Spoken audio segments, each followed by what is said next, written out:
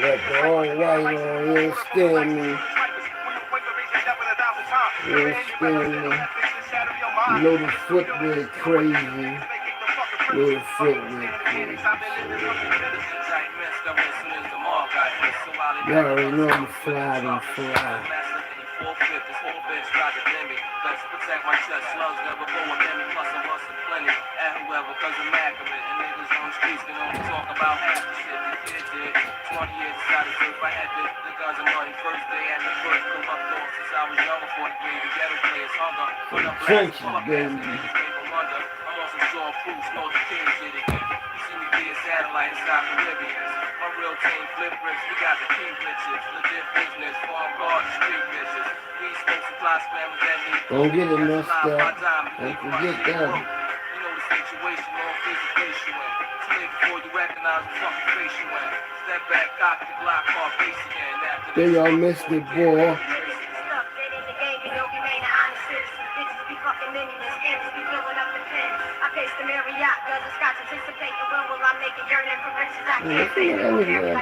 Why?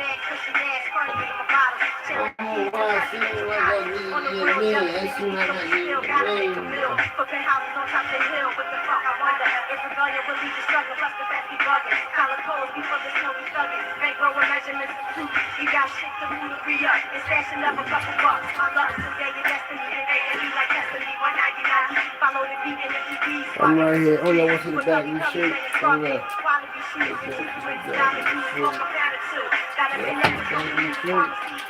Don't run from us, don't be no slave. What the fuck's up? The fabulous release of all this silly finest BS. Videos, these quarter months, so not your hoodies until. So let me have the second story. Infrared beams, that's the demons, because we keep the shit for all my people. The peons, they say you're not a safety deal with the shop. I'm Olivia, rocking the Scada. Frozen now, ice rock. OG, man. Need a Vegas, that be the highway. Handling shit. And 97, you a die, bitch.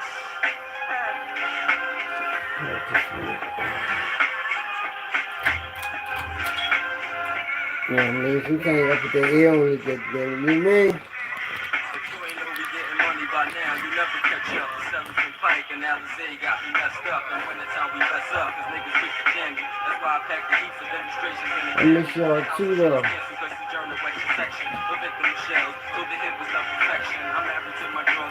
We're divorcing. So when you think extortion, we stop it early like abortion. We on the corner with rocks, but every motivated way. Cook it up in the pot, spread it on the fridge with 20 SL. Top down with JL. You know the green shit from Gulf Street is in the foyer. Look knock like the bell. Look at me now. Rags, Richards. Major. Y'all want to see the boy face?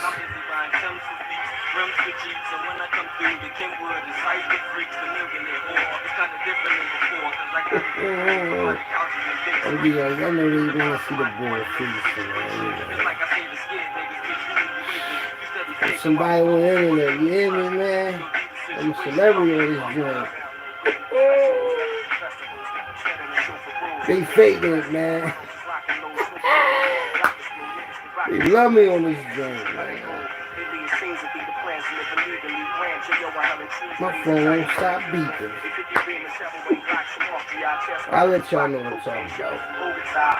Fly niggas take pings with diamond cluster rings that can equal the king's virgin of good things and kings bring vision to have more. Get this queen with magic rap for Jesus Garcia Vegas, real nigga, fucking your name more. Surviving street wars, it's all about rocks the size of much more. Powder that's your clientele, baby the Lord, do or die, bitch.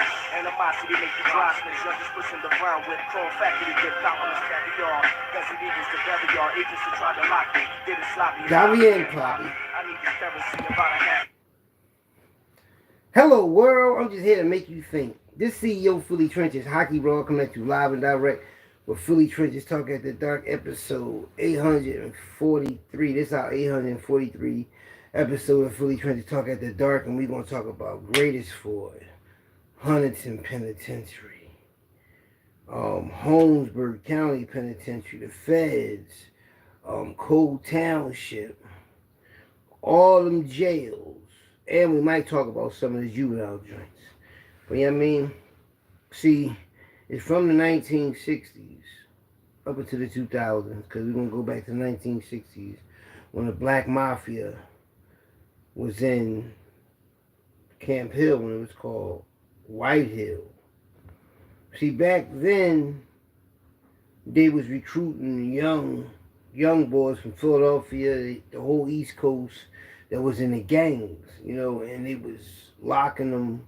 Well, you know how they lock up the young gangsters, the young gang war members, the young boys, the ones that was out there in the 60s in the gangs. They lock a lot of them up. A lot of them had gang war bodies. Back then, you do 5 to 8 years for homicide, no more than 10.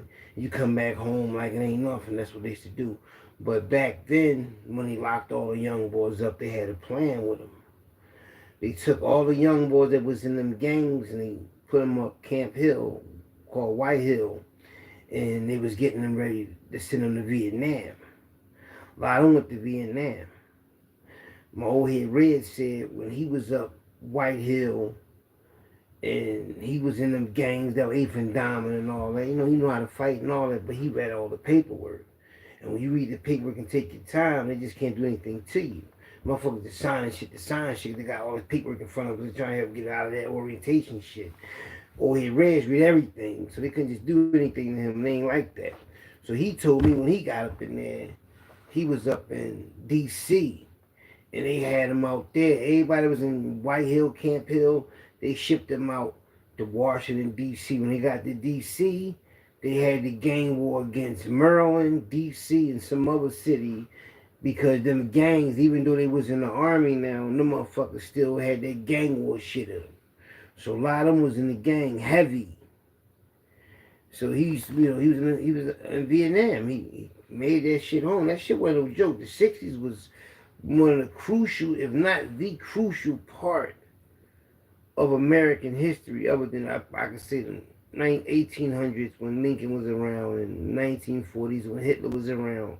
Like, it was some crucial fucking incidents in the, well, even when we had our thing going on, black people, we was doing millionaire shit and had millionaire shit back then when Lincoln gave us some room and all that, and they hated on us. That was a crucial fucking era. From the late 1800s to like 1922. But anyway, in the Feds, Uncle Smiley, they was Louisburg, you understand me? I got the pictures and all that. Yeah, I know I got the flicks to show y'all when they was up there in 19. Now this the joint right here, BC going and my homie Lord Donnie, as you can see on this picture, Lord Donnie look like, hold up.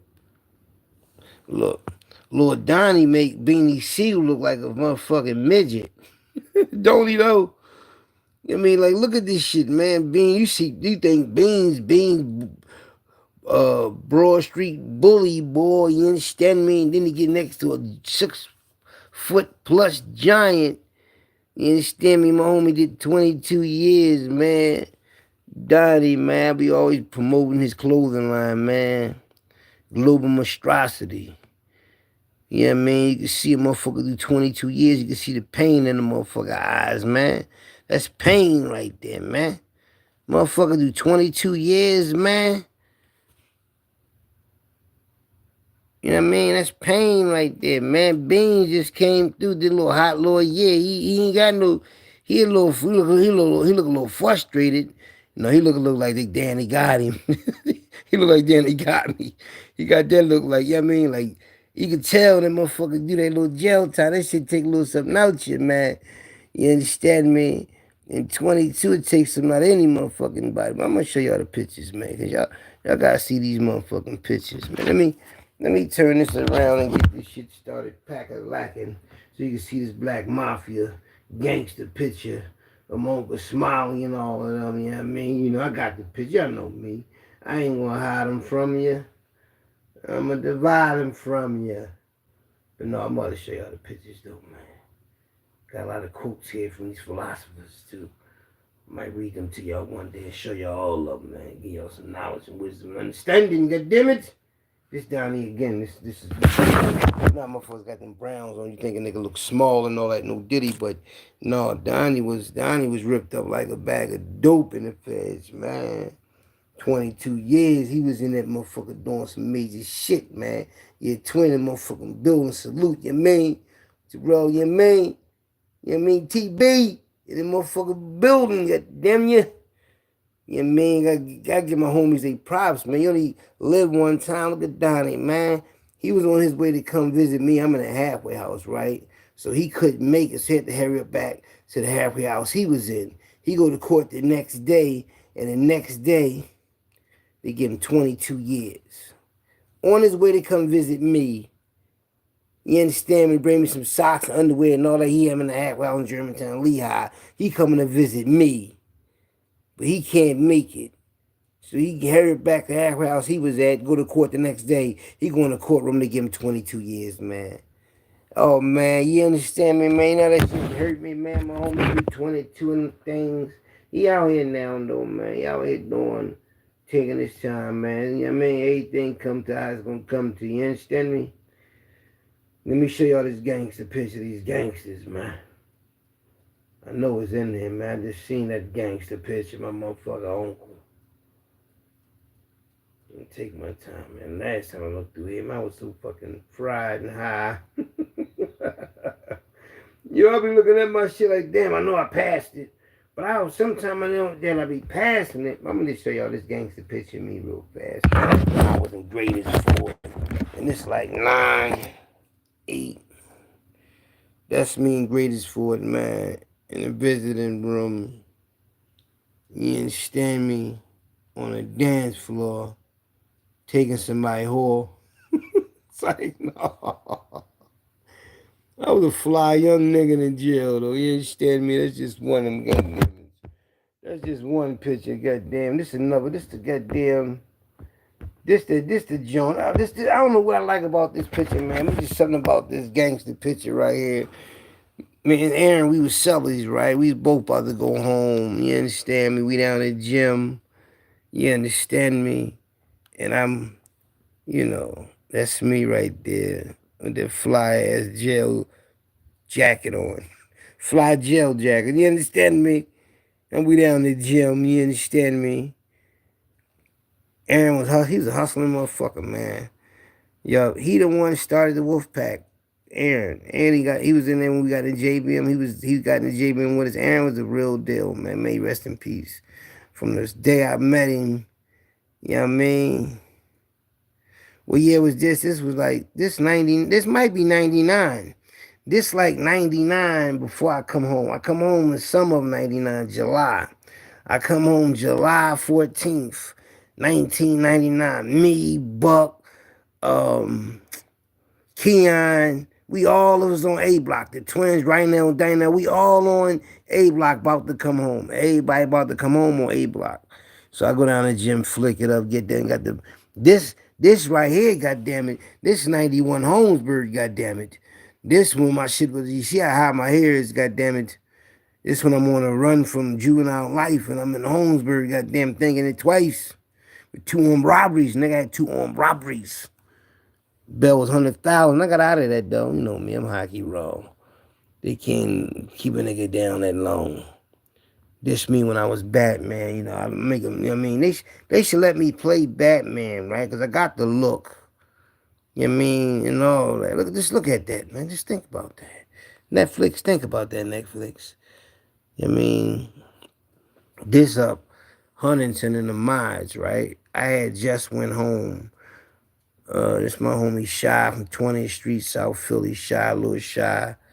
Me and Shy was in the carpentry class together with Travis. We learned how to do carpentry together.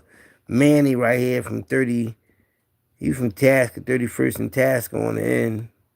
Manny right there. Manny was on F Block with me and in the Mods. But I ain't meet Shy till we got in the Mods. I only know Shy wasn't behind the wall. Shy must have came from another jail. You can come from another jail and be behind the wall. Like right here, right? They was at Smithfield together. Big Tang and Die Wizard from 20th and Carpenter. Erie Avenue and Carpenter Street. And, you know, they get on the streets, they link back up. You understand me? Big Tang from Erie Avenue and Die Wizard from 20th and Carpenter. You understand me? This never get old to me, y'all. Look, you know what I mean? Mount Crushmore. They got the, you know what I mean, me up there on the end. Gave my props, you know what I mean, for me being the YouTuber that I am. You understand me? You know what I mean? That's what we had some more. Alright, hold up. What that picture? It must be up here. The picture of my uncle must be up here because I don't know that picture. Matter of fact, I saw that picture though. Maybe it's up here. Hold up. I don't know, is it? I don't know what I did with that motherfucking picture, but it's I got 4 phones, all of them work. I'm gonna find this picture. It's like, all right now, my Uncle Smiley, he was in the Feds, Louisburg, and when he first got there, it's 222, it's 1222. You're about to play 1222. That shit gonna come out. It's the second time I seen 1222 or play 1212. So my uncle, he in Louisburg, right? And they don't know that he's the #2 black mafia boss. And you know, to be the #2 black mafia boss, you gotta be a vicious motherfucker, man, to be #2. So he left his shoes in the cell, his shoes or sneakers, and when he came back, they was gone. Somebody took his shoes and sneaks out this room. But when they found out who he was, they put his shit back. It's in the feds, you know. He the real deal, man. My uncle, like, I seen, there's a picture. I don't know where's it at, but y'all always see the picture of my uncle, and he got all his homies with him, the black mafia members. They're in the yard, and my Uncle Lonzo Robinson on the last row, and my Uncle Smiley got the blue sweatsuit on. But there's another picture of him standing next to Tank, and there's one he's standing by himself, but he's in that yard. Guess what he got on his feet? He got bedroom type slippers on. In the federal penitentiary, he's walking around with slippers on. Do you know why? Because he can fight barefooted, with slippers, sneakers, whatever. He was a mean motherfucker with them hands. So he can walk around only one. I didn't even really recognize it. Showtime was like, yo, that picture of Jungle Smiley, he got slippers on in jail. You know he's a mean motherfucker. He can walk around with slippers on. I didn't really pay that no mind. I was like, damn, I didn't even pay that no mind, but he right. Like, yeah. You know. And even in the, all them jails, man, like, when you know how to fight and you got confidence in your hands, you known for knocking motherfuckers out, you're going to be good anywhere you go, man. You know what I mean? But out of respect of what they was into, motherfuckers didn't even dare to even look at a motherfucking black mafia member wrong while they was locked up like that. Them boys had power, man. Anybody got, to this day, if you get name ringing, you somebody, that shit gonna be, let me show y'all this picture right here. This is one of my pictures. This is one of my old phones, but this picture right here, look at me, y'all. Look at me in the penitentiary, man. It's me right there. It's me in the penitentiary, man. Do you see why, no homo, but do you see why everybody, when I got in that dance floor, the visitor room, by the way, all eyes was on me. My folks get mad because they women keep looking at the ball hockey raw. They wasn't doing nothing wrong, man. God damn, I was 20s, I was in my 20s on this picture. God damn it. Look at that, man. Motherfuckers, some of my sister like you, my aunt like you, my mother like you, my grandmother like you. Yo, everybody like me, man. I mean, I'm a likable person, though. So, you know. And they had me locked down. Look how I was in the belly of the beast, man. No scars or nothing, man.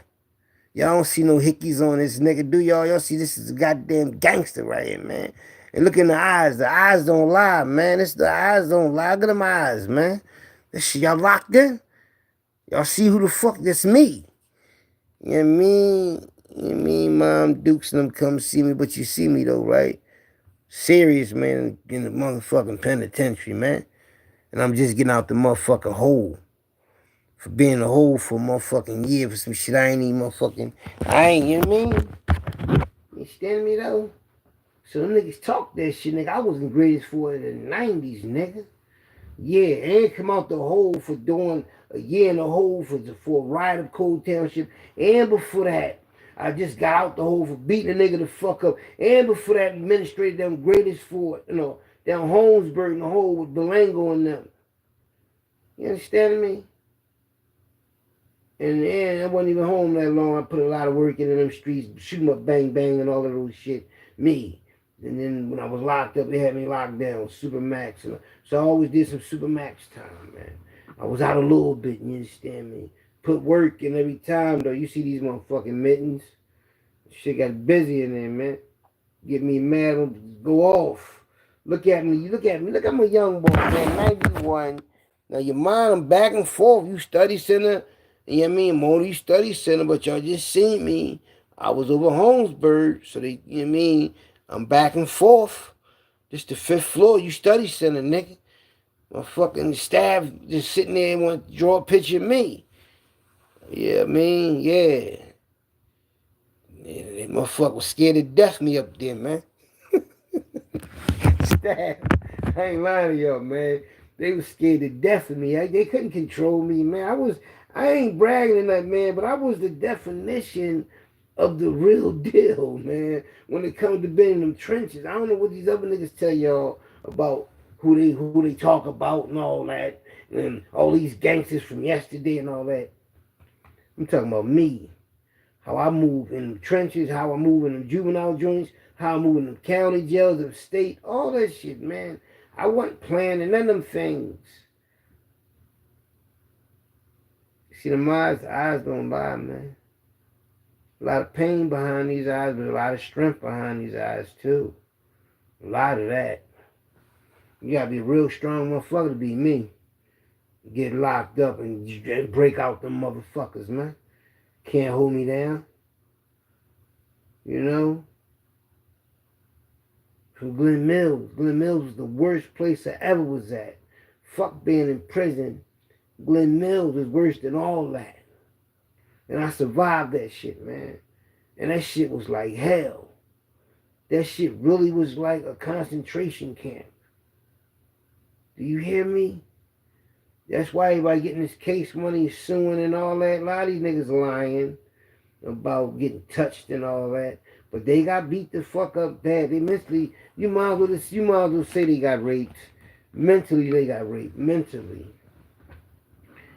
The motherfuckers in there crying like bitches, telling on each other, turning tough niggas into rats. I done seen it all at Glen Mills, man.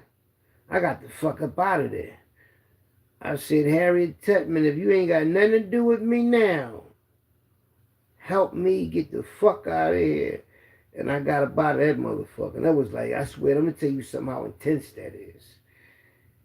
That shit is so intense. Because if you fuck up and they catch you, or you're done, they going to fuck you up.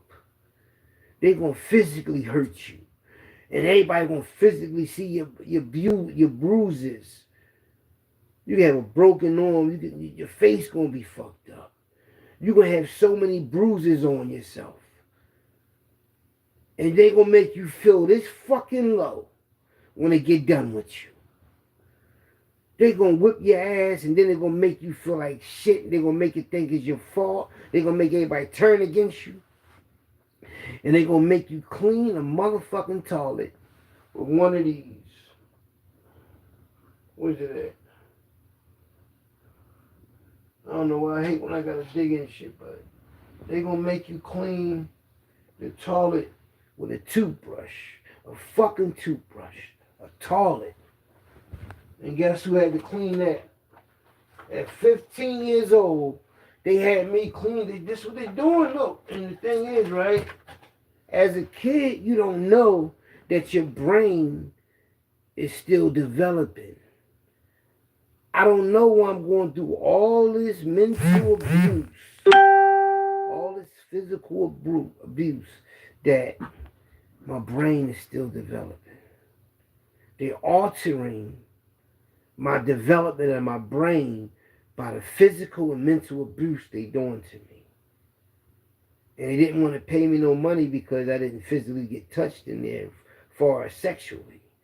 But motherfuckers was getting paid because they was lying. See, I'm not going to lie on no shit like that. Because when you lie on some shit like that in the parallel universe, you really did get raped. Yeah. Then you put that shit out in the universe, that shit really happened to you. I don't play with that shit like that. Niggas playing with that shit. And you know what? Psychologically, they really wanted it to happen to them. Or they wouldn't have said it. I'm trying to tell you, the brain is a motherfucker. Yeah. And the motherfuckers, man, they made everybody turn against me. They had motherfuckers watching me. That's why I only could trust a few people. My homie from Logan, Curtis. They was whipping his ass up there before I got there. May he rest in peace. They was whipping ass up there. I got a picture, They was whipping ass up there. She was like, I'm getting the fuck out of here. Came right the fuck back on the home pass. I said, I thought you was gonna run, man. Fuck out of here, man. This my homie, right? Going back. I ain't coming the fuck back. He got me fucked up. Hold up, yes I did. Hold up, yes I did. I ain't gonna lie, I came back. But I ran, that's right there. In the corner right here from Logan. What the fuck is this? Hold up. That's it's my homies from Logan. These them Logan niggas. Well, right? He used to write on the wall. He used to say, that's right there. Was thorough as shit, man. May he rest in peace. He breaking up a fight. It's what's the name, brother? Spanky, brother. And the crazy thing is, he breaking up a fight. I shouldn't turn off try to break up the fight, this young boy. And the nigga, did him dirty. But used to write on the wall. So they beat him up for writing on the wall. So him was real cool. And man, the boy from DC, Dante and Dion, they both was from Washington, D.C. They was getting money. They were grateful for me and them young boys, but they was cool with me. And the boy from Detroit named Killings. We was the baddest niggas up there. On the unit. DC niggas, Philly niggas. And my homie Greg, I ain't gonna lie, my homie Greg from 22nd and Lehigh, he was bad with us up there too. But he wasn't as bad as I was, but he was bad enough to be around me. You understand what I'm saying? So, so you only can trust certain motherfuckers, man. And it was geographical. Now mind you, we already up there with all these different motherfuckers from all over the United States. And guess who wanna be geographical with us? Southwest Philly and West Philly. And we on the same fucking floor. Right? But the thing is, these niggas, they just want to be in something just to say, so when they go home, they can say, I'm up here beef with these North Philly niggas. That's why they doing it. They ain't doing it because we really enemies. They don't know I'm a fucking leader of the wolf pack. These niggas don't know I get all these niggas robbed soon they get on the train. Them niggas don't know. They don't know. We run the trains. But I'm not even acting like I know nothing about that. I'm trying to get the fuck away from Glen Mills, period. So, you understand me? So, one day we was at the terrestrial, man. I told my twin brother, I said, Mikey, man, you better have somebody get Doc and all of them. We're going to be ready to run. The DC niggas, they ready to run with me. So I got them niggas ready. We near 34th Street.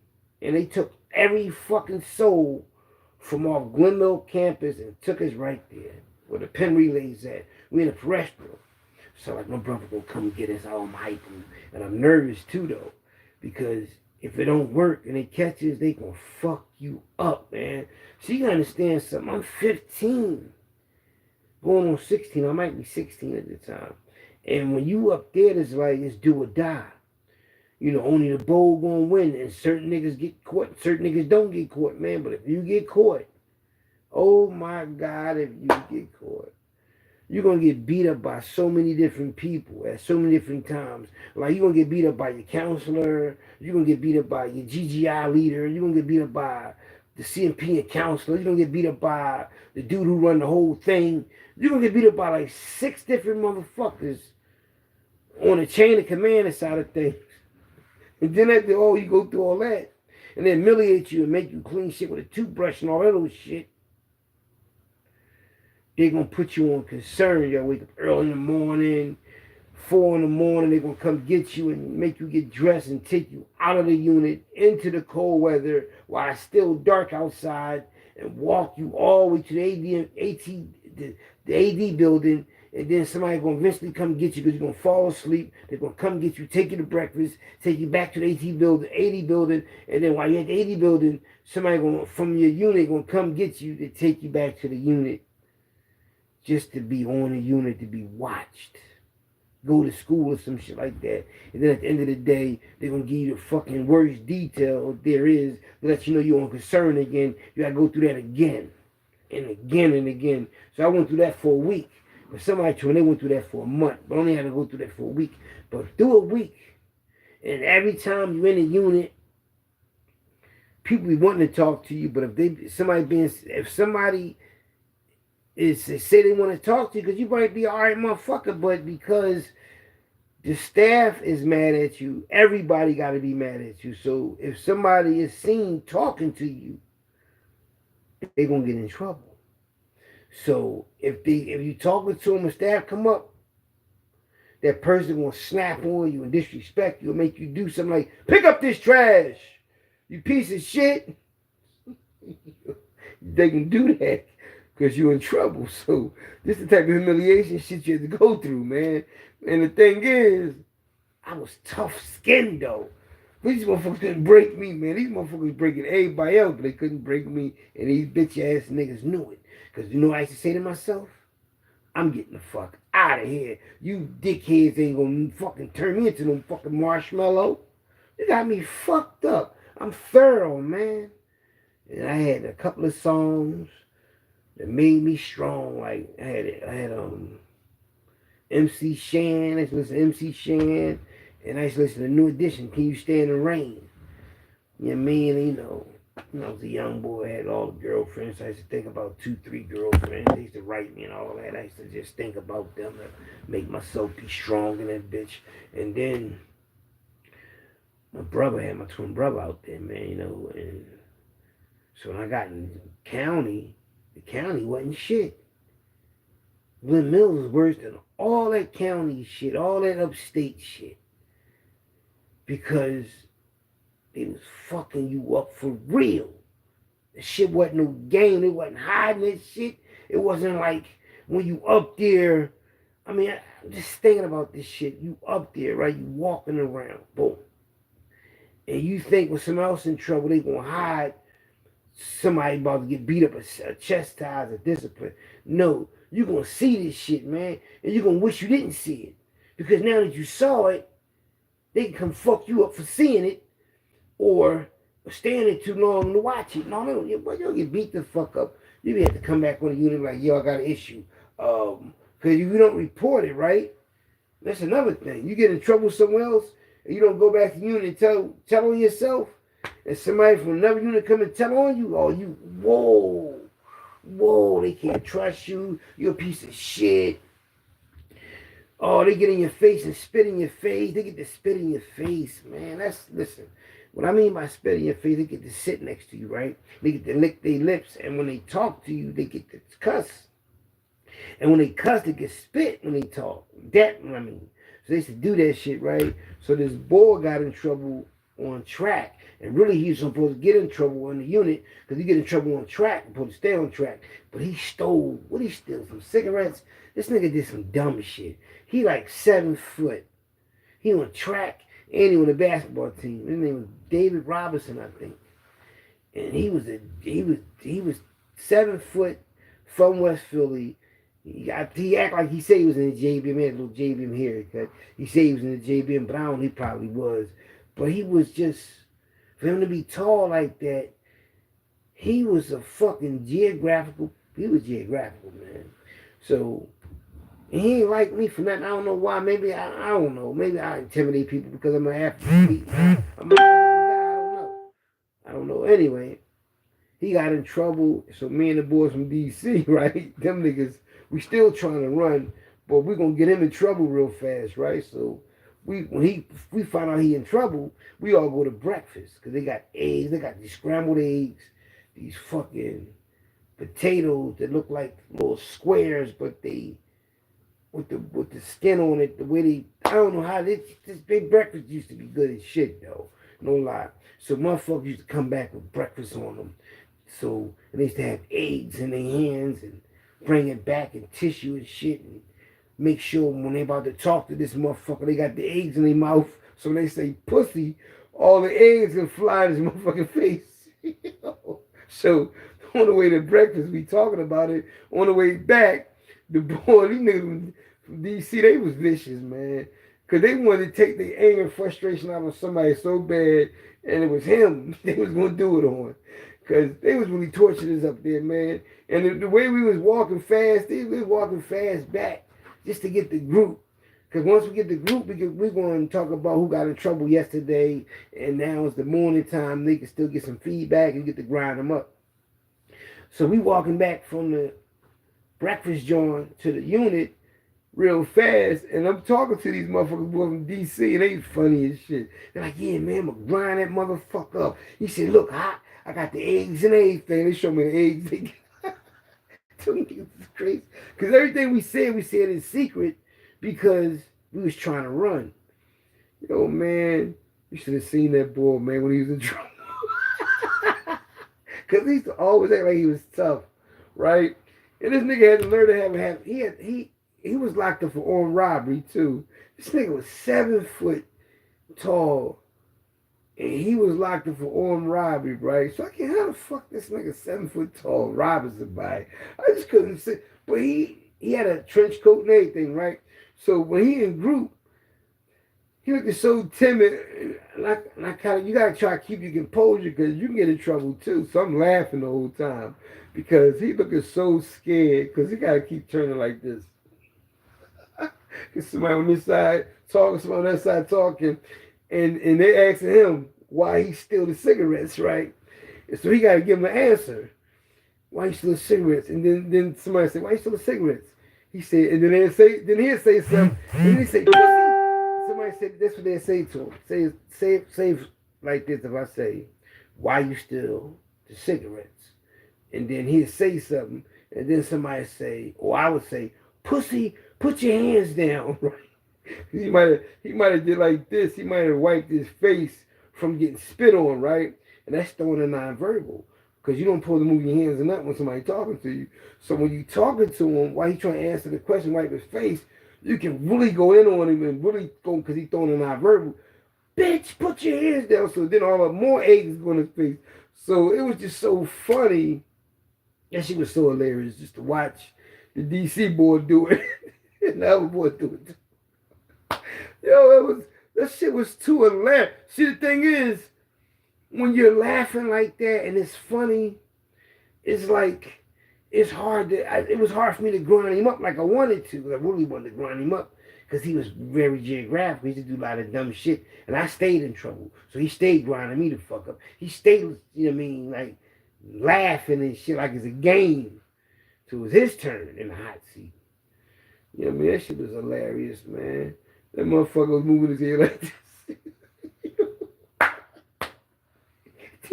Dion got right next to that motherfucker. And Dion had to pay this nigga from DC, he had to pay EKs on. The EKs with the leather strap, with the leather, like, band, like snakeskin or something.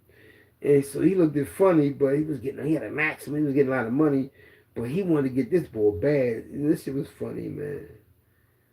But in prison, man, niggas be going to war over the phone, but they go to war over like shit like a bucket, um, radio, the TV room, um, a handball, a chess game, there's anything. So they go in the back and fight. Motherfucker come back, they can't fight, all leaking and everything. You know, when you get beat the fuck up in jail, man, you gonna get laughed at, and you know they're the worstest critics in jail, man. You know, and the thing in jail, everybody move in silence. You know, so there's a lot of noise in the chow hall. But if you come in the chow hall, it ain't no noise. You go anywhere in jail, in the yard, anywhere, because everywhere you go in jail is loud. Because the niggas motherfuckers talking. But if you go anywhere in jail and ain't no fucking noise, something about to go down or something went down. You ever notice that about people? Our people, we get real quiet for the storm or the calm or whatever. Yeah, man, but like when I was in the hole with Belango and I seen all these gangsters and hustlers come through the jail, and I seen how he had the phones on lock. There was only one phone back there in the hole. And they used to bring the food cart to us. And the food cart is like a hot dog cart where everything is already warm and the shit gonna stay warm because there's water in the cart and them things, them trays, and you know them trays they have in them metal trays where they keep everything warm inside. He had all of that. And they would just push the cart back there. You used to probably have a kitchen worker. But they used to push the cart back there with a guard, a kitchen worker with a guard, or a guard, and they just leave it there. And Belango would get behind that motherfucker like he run a hot dog, like he had his own hot dog business.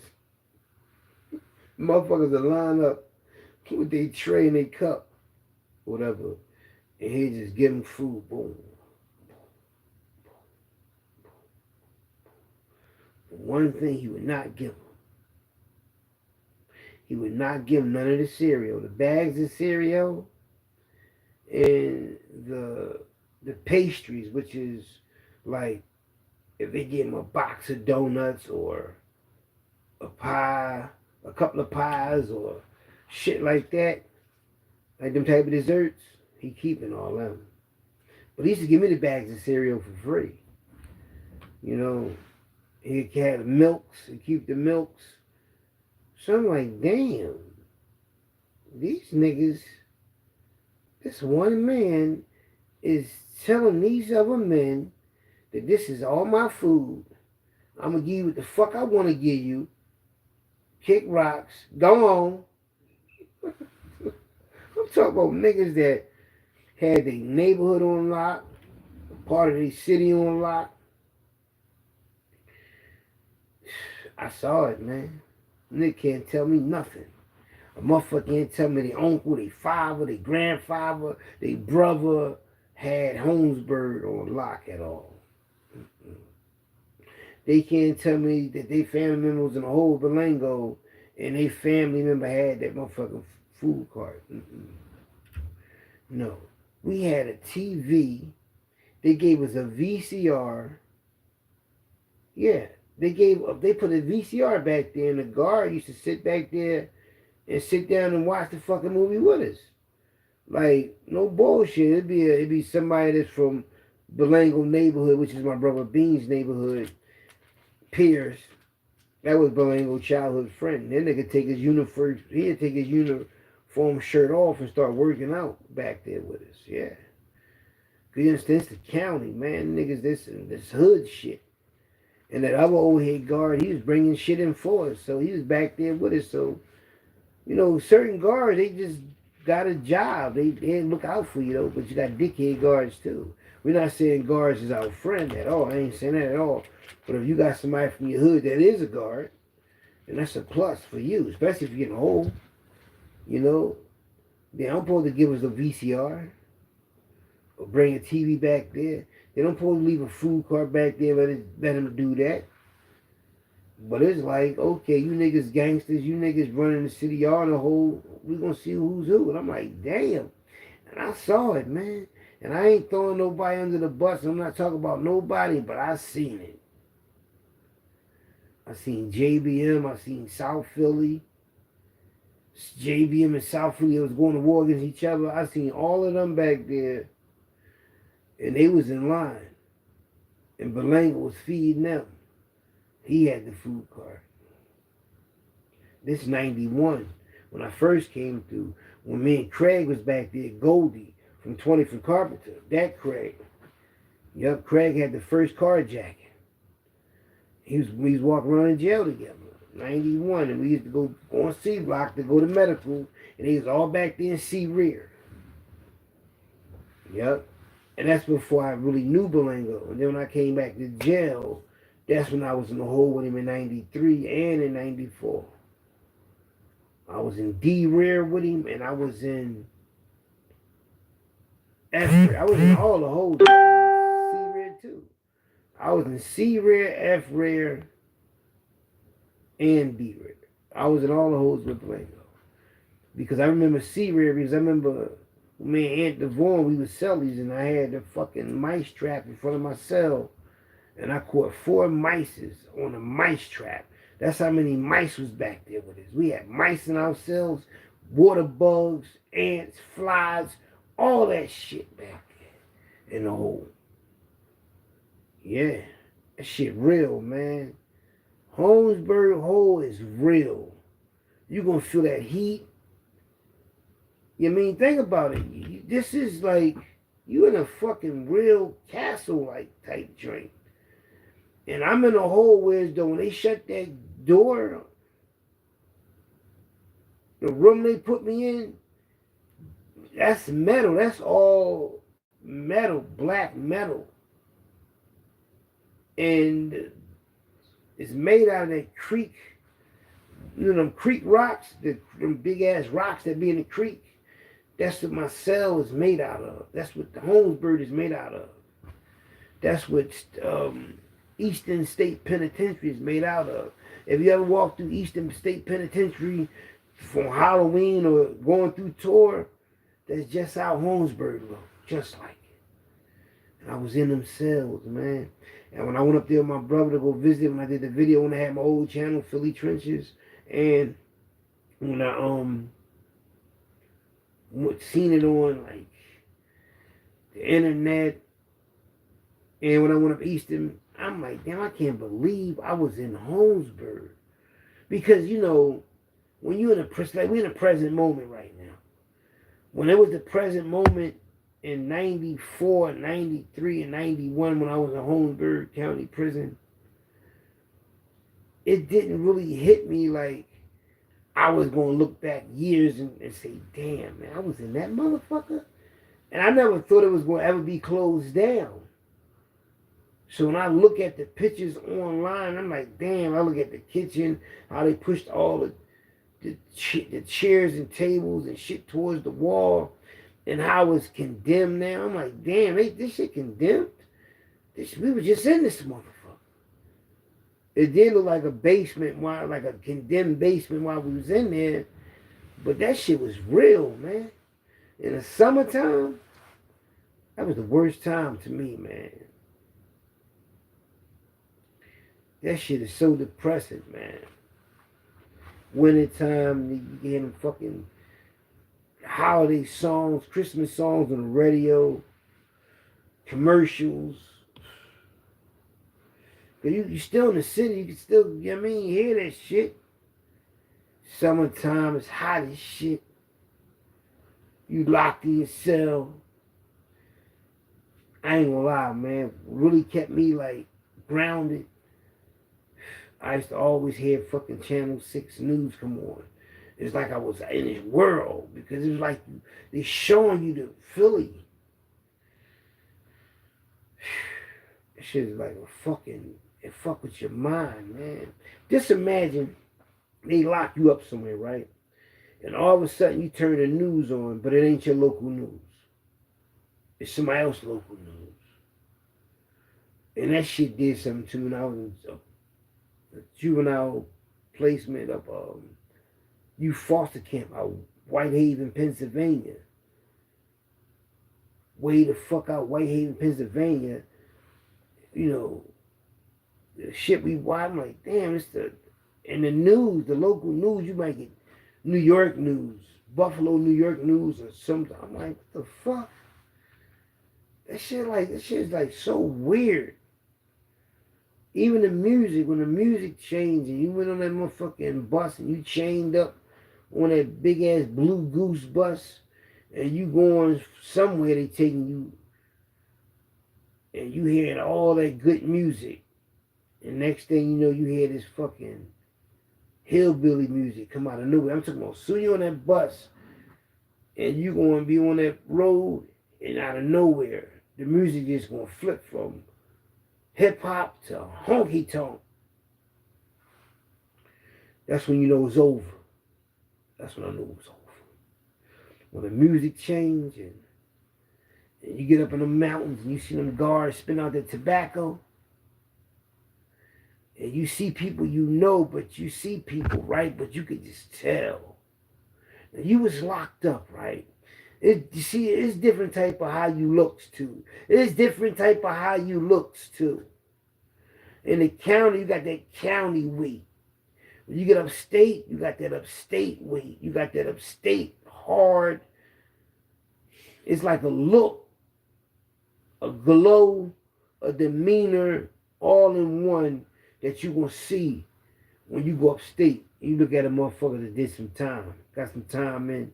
You gonna just see the pain, the seriousness, the strength, though. The one thing about jail, man, jail preserve you, man. And one thing about us as black people, man, we age good, man. We age good. We age good. You hear me, man? Don't nobody age like us, man. See, our women, they beautiful from birth all the way through. Then they age as they get older. Us men, we grow until, as we age, we grow until our strength, our ability to have that glow. No diddy. You understand what I'm saying? So, put us in jail. Motherfucker come home do 10 years. He come home strong as a motherfucker, though. Had to do it 10 years. You know what I mean? So they started giving us elephant numbers, but they figured that they was breaking the home up. That's why they really was locking us up, break the home up. Let them work for peanuts in jail. We're going to make a lot of money off of them. We're going to fuck the home up, though. The family structure. That's what they did, though. So I went to jail early, you know, and they did slow me down, though, but I came back out here and handled my business, man. I made up for all that time.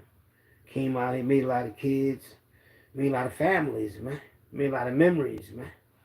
Built a lot, yeah. Yes. So they, and all my kids act just like me, strong and all, so I'm cool on that side of things.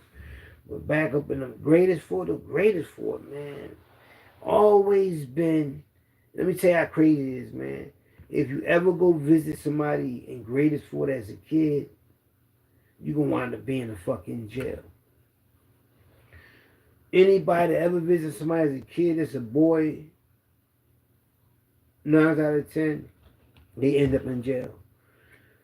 Now, and they probably end up in jail with the person they went to go visit. I'm not gonna lie. Well, my first one up Greatest Ford, it was 1984 that I can remember. I know I used to always go to prisons, Greatest Ford, and the feds with my uncle, with my father, and them was coming through them jails back in the 70s. In the 60s and all that, right? And in the 80s. But I was over Holmesburg in 85, Greatest Ford in 84. Now, when I went up Greatest Ford in 84,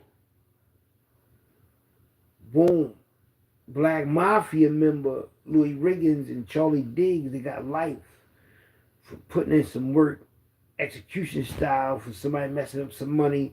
They went in the crib, they gave them the homicide or whatever. So we going to visit them. Next thing you know, I'm on F Block with him. Now I go visit him in 94. No, I go visit him in 84, 1984. Me, my twin brother, my mother, we go visit him in 1984. I wound up being in GRATERFORD with him on E Block in 1996. That's 12 years to go by. Now I'm in the motherfucker with him. Ain't that crazy? When they go visit him, now I'm in that motherfucker with him. And you know what's crazy? The crazy thing is, we on E Block together. He was locked in a hole, and I was a block worker, and I'm running around getting shit for people. And I stopped by. He hit the door. I look at him. I'm like, damn. I'm doing shit for him, getting shit for him from another cell, because he playing the ticket and all that little shit. And I'm like, damn. He said, "Here's my ticket to such and such." I didn't even know he played gambling sports. And I'm like, damn, this is my old head. It's my OG right here, man. I went to visit him. He's still locked up. He's still locked up. Think about it. That's why, man, jail, man. I went to jail. I seen my homie, right? Weeb, may he rest in peace. His two twin brothers, right now and Dynell. His brother Baba, his brother Ty, right? All five of them, they was on a block with their father. He had life. He a gangster from South Philly. All his sons was on C block with him. That's crazy, man. Don't get me wrong, though. I probably would have loved to have been locked up. My father did do some time. He was locked up when I was coming through the jail. My dad was locked up at Rockview, GRATERFORD, HOLMESBURG. My dad went through all them joints. You know what I mean? Even though he used to come see me when I was locked up and all that. But I wish I could have been locked up with him. Because being locked up with a family member is different from being on the streets with him, man. Because you're surviving with him. You know what I mean? So I locked up with my brother Sekou. Me and my twin brother, we was locked up at the study center together, but we was never on the same floor. We was never locked up we was locked up in the camp, like the district, the same holding cell and all that, but we was never locked up together. Like we could walk around and jump somebody or fuck somebody up or go to chow together, or be in a cell together. We never had that. But, you know, being locked up, man, GRATERFORD was it was really a world, man. Like, when I went down there in 94, when I was getting classified, and my brother was I was on the new side, he pulled all that money out and said, man, he down there selling weed. He getting the weed, and they down there selling weed. He said, "Man, I'm leaving from down here." That's before he stabbed a ball up, right? You know what I mean? But down there, they was making money, real money, man. I'm talking about niggas was making money. He was selling drugs in jail, and you come in the visiting room and get some money from somebody that's locked up. I seen it. I seen people come visit their family members that's locked up, and the family member that's locked up go in the pocket and get a family some money. That fucked me up to see that, man. Motherfuckers walk around in jail with gold on, street clothes. Yeah, motherfuckers making phones and everything. I had a phone in the county. I snuck my phone in. Because I got locked up with 3 phones. So this is what I did. I got locked up with 3 phones. One was a monthly, one was a prepaid, and one wasn't on. The one was a monthly. I put in my hair. I had a lot of hair. You know I had my braids, right? When I had my braids, I gotta show y'all how I look when I had my braids so y'all can see my hair. When I had my braids, I got locked up. I took my hair out. I'm glad I did that because something told me to sneak my phone. And so I put my hair in a ponytail, put the phone in here, and they didn't check my hair. They had a lot of hair, so I snuck that phone in. And the young boys, they had a charger. So I used to let my little cousin them hold the phone at night. I had a phone in the daytime. They could hold it all night. I was cool with that. My little cousin had my phone. I was cool with that. I ain't care, but as long as they kept it, it was a Verizon phone too. You could play sports on that motherfucker. You could watch like baseball. You could watch anything. This was like 2008. 2008. I got locked up, but I got bailed right out. And I kept my phone. I was sitting there talking and texting and taking pictures of the cell I'm in, taking pictures of me under the covers. That was crazy, man. I left the phone in there though because I couldn't take the phone out because I had to go through the metal detector. And the metal detector went off because of the phone. They'd have searched me, found the phone. They'd have gave me another charge, charged me for trying to escape. They'd have been a 2-year, so I didn't want to go through that bullshit. So I left the phone with my little cousin. That was nice of me, wasn't it though? Leaving the phone. That shit was nice though, man. So I get the phone in, I'm on the phone. Damn, though, having a phone is having, that's a big thing, though, having a phone in jail. And it's how you charge the phone. You take the back piece off, and you take this piece off, right? And then you split the wires, and you take the wire piece, the wire part, and you just put it on the battery thing. Because you're charging the battery. The little battery thing, the little box battery, you putting it on there. And that's how you charging it. I'm trying to find a joint. Y'all seen my hair before when I had my hair out. When I had my braids. You know what I mean? So I took my hair out. When I took my hair out, I snuck the phone in the county.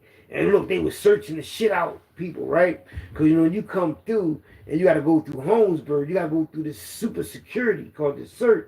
And the way they search you, they disrespect the shit out you when they search you because they making you look straight. They talking dirty to you. You can't turn around. So I'm acting like I'm scared because I don't want them to touch my hair. I'm like, oh, just don't hit me. Just don't hit me. I'm bitching and all that, right? I want to touch my hair.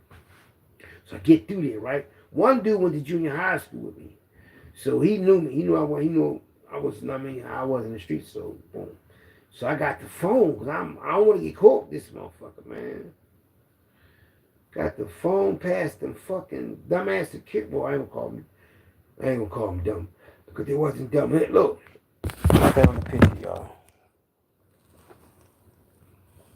This when I was up Huntington. Notice I got the rubber band around my wrist because I used to have all the tickets. I do got tickets in my hand. You can tell I got something in my hand because the way my fist is. You see my fist? My fist poked out, and this one ain't. You see it?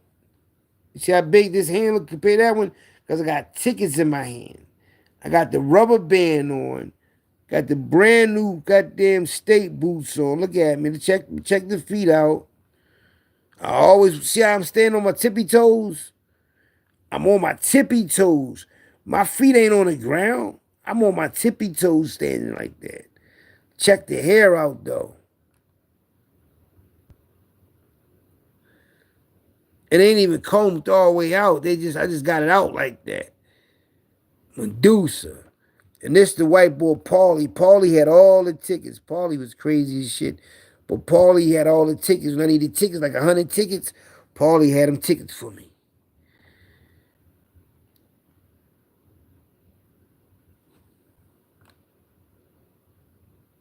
I was strong as shit, too. You can tell I was lifting weights.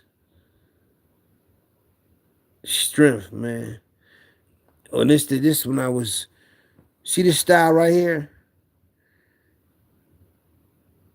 I was the first one to dress like this, not no Jim Jones. Jim Jones didn't get signed yet.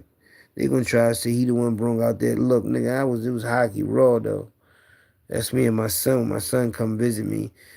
I had my braids. He had his braids. Huntington. Penitentiary, man.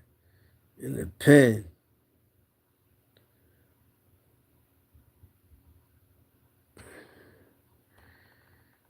We in a little toy area. My son was happy to see his dad ball. Got his fist balled up. I mean, motherfucker, your son come see you. Motherfuckers feel good for you when your family come visit you. How was your visit, man? How was your visit, man? Look at the first time I seen my son, man. Let my hair grow. Got 4 open cases, man. 4 open cases, y'all. 4 open goddamn. This is my daughter. Hakima comes. This is I'm GRATERFORD. Yeah.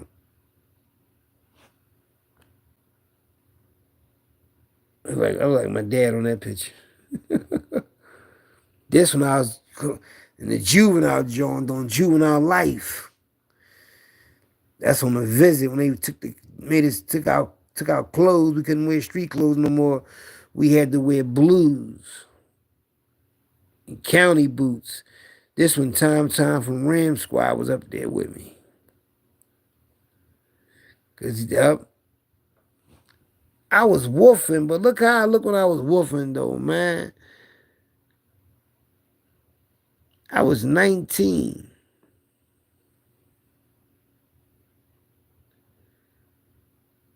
Damn, boy. See the hair on that's hair on my chin. I think that's hair on my chin, I think. That's hair on my chin? I ain't really sure. I think yeah. Hey, look at that boy. I was E-man up that thing too.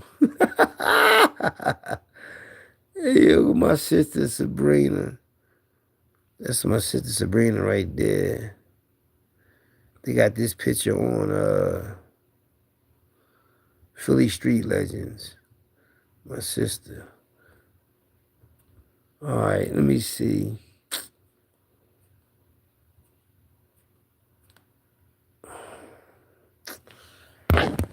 No, but look. Hey, look, man. When I did a lot of time, I did 15 total years locked up, man. Total years, 15 of them things, man. This that picture, y'all. This that picture I was telling you about. I can see it better now. I just got out the whole, it's like 96. It's 1996. I just got out the hole. I did a year in the hole. My mom come see me with a girlfriend, Sister Victoria. They the Nation of Islam. Got my mom got the figure 8 things. Oh, she got the other ones on. My mom had all the motherfucking. I'm like a young buck. I'm a serious motherfucker, boy. Damn, man. Look at that, man. I was 20. I was like 22. 22 or 23. Motherfuckers gonna fuck with me in my 20s, man. They got the game fucked up. So, GRATERFORD, like, motherfuckers, women was coming through GRATERFORD. My sister was coming through to see Jeff. Jeff Gant, Jeff out to fight in November. But my sister was coming through the jail to see him. Like, she was the only one allowed to come through that day. She was in the jail, inside the jail. So motherfuckers had privileges, man. But my thing is, all them lifers, man, that had life, they wouldn't even run, man. They was in the trailers, man. They could just walk down the road and they was free. There's no way in the world I could do the rest of my life like that, man. I mean, look what they did to him. They took him all out the trailers, sent him to Minnesota, shipped them all over the world. And some of them might be home, or I don't know, but a lot of them brothers in hospitals now. A lot of them died. A lot of them just holding on to hope. That's another thing. You locked up in jail, you can lose your mind while you locked up. You can really lose your mind when you locked up. You can lose your mind because you'll do the same thing every day, over and over again, repeatedly, every year, the same shit. That shit can drive you crazy. And that do drive people crazy once they realize that they're not getting out, that this shit is over and over again, the same routine. That some of them get them jobs, them shop jobs, and that shit become their reality, their life. Because a lot of them save money. A lot of them got little candy stores on the block. It's like they find something to do. You know? I was around these dudes in jail. These lifers.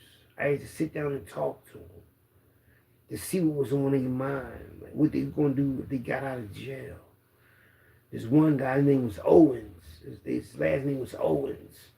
And he used to wear his hair in these 2 or 4 little plaits, right? And he had a shop job, but he had a store. And, you know, I used to need tickets, food, or whatever. And he used to always be at his desk because he had a single cell. And before you get a single cell, you see how people, they single cells, older guys, like, damn, and he gonna be there for the rest of his life right there. So I'm on the 3rd tier, and I got a single cell. And, you know, I'm around a lot of lifers and all that, because everybody around me got life and whatever. I'll look this way out my cell. I'll look down there. I'll look over there. Anyway, you look out your cell, you're going to see somebody that got life. Somebody will never get out of jail. Right? So I got to walk by Owen's cell to leave off the block, to go anywhere. I got to go that way. So I got to pass his cell. So everybody on the tier that's probably like 3 to 4 cells near each other is neighbors. We call each other neighbors. These motherfuckers really call each other neighbors. Like out in the world, live next to somebody that's your neighbor. That's how people in jail treat the next door guy, is their neighbor. Because they get to pass each other's shit at night, whatever. This shit is real, man. So I pass Owen's cell, and I go inside his cell. You can go inside people's cell when you're level 2.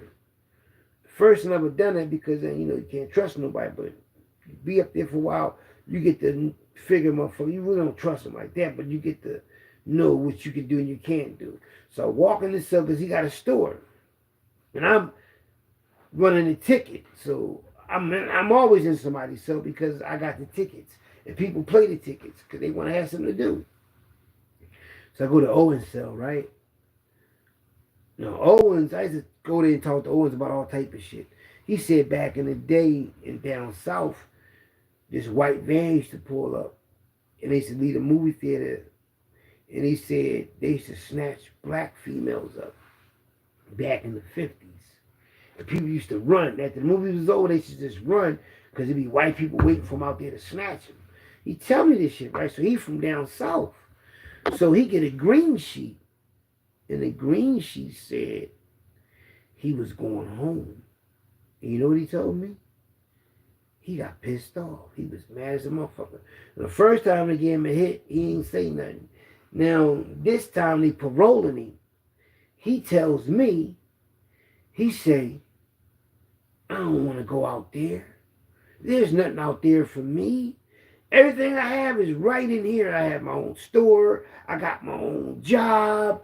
I got everything I wanted here. I don't got to pay no bills. It's going to be hard for me out there. He said, I go out there, I swear to God, you know what he told me he was going to do? He said he was going to go out there and he was going to go rob a 7-Eleven so he can come right back and get his cell back. He was dead serious, man. That was like some Shump-Shank redemption shit. People get scared when they go home. He ain't been out there in years. He been out there for 20 years. He don't want to go out 2 decades. He's set in his ways. He got pissed off that they was freeing him. Let that make sense. Do you see how jail can fuck you up till you only want to go home? There's a lot of revolutionary motherfuckers. There's a lot of them in there. There's a lot of them Black Panther type motherfuckers in there. There's a lot of motherfuckers in there that fight the power, don't like the white man type motherfuckers in there. What? They done work out, they didn't work out, they smart, they read. There's so many intelligent black men locked up, and women. Yeah. A lot of them. It's sad, man. You know that I had experienced that, but GRATERFORD, when they get something, it's like they put other motherfuckers on. Like when they had the credit card, when they had the credit cards and they were doing their ones and twos, when they were doing their ones and twos, the credit cards, they got the new phone system. Man, they was on the phone and they was just repeating numbers, getting visits, motherfuckers getting TVs, kitchen sets, living room sets, new cars, clothes, everything off them credit cards. What? Listen, motherfuckers was having a ball. Some of the smartest individuals is in jail, man. And when motherfuckers come up with something new come out, they capitalize off it and they get paid. Motherfuckers in jail, they capitalize, man. They don't just get the drugs in and get money. They get money all type of ways, man. Fundraisers, lifers committees, all type of ways of getting that paper.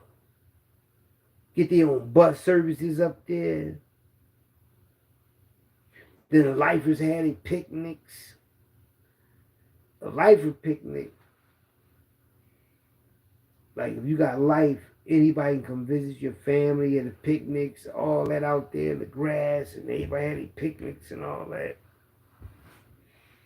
Yeah, man, I remember I worked in the outside, so I used to be in the visit room a lot. So I had to be on, like, come in to visit and see people when they visit and all that. I was about to go home, though. But it's like, the visiting room is like, it's like going to the movies, it's like going shopping, it's like being in the world because you're going to see women, you're going to see people, you're going to take pictures. And then just knowing you're going on a visit. You know what I mean? Get your hair cut. You get ready, throw your oils on, you smell good. You understand me? Then you see your homie, your people, y'all flick it up and oh man. Doing that shit since juvenile, man.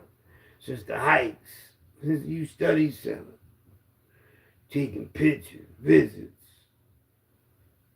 You know what I mean? And in Philly, man, you know what? They made it where as though, like, even New York, D.C., Baltimore, the East Coast, West Coast, whatever, like, we in these trenches, y'all, and, you know, we doing our ones and twos, and then we go to jail, and they send us to these institutions, juvenile, county, state, fed, and our peoples go out there and all that, and everybody getting paid off, locking us up, warehousing us.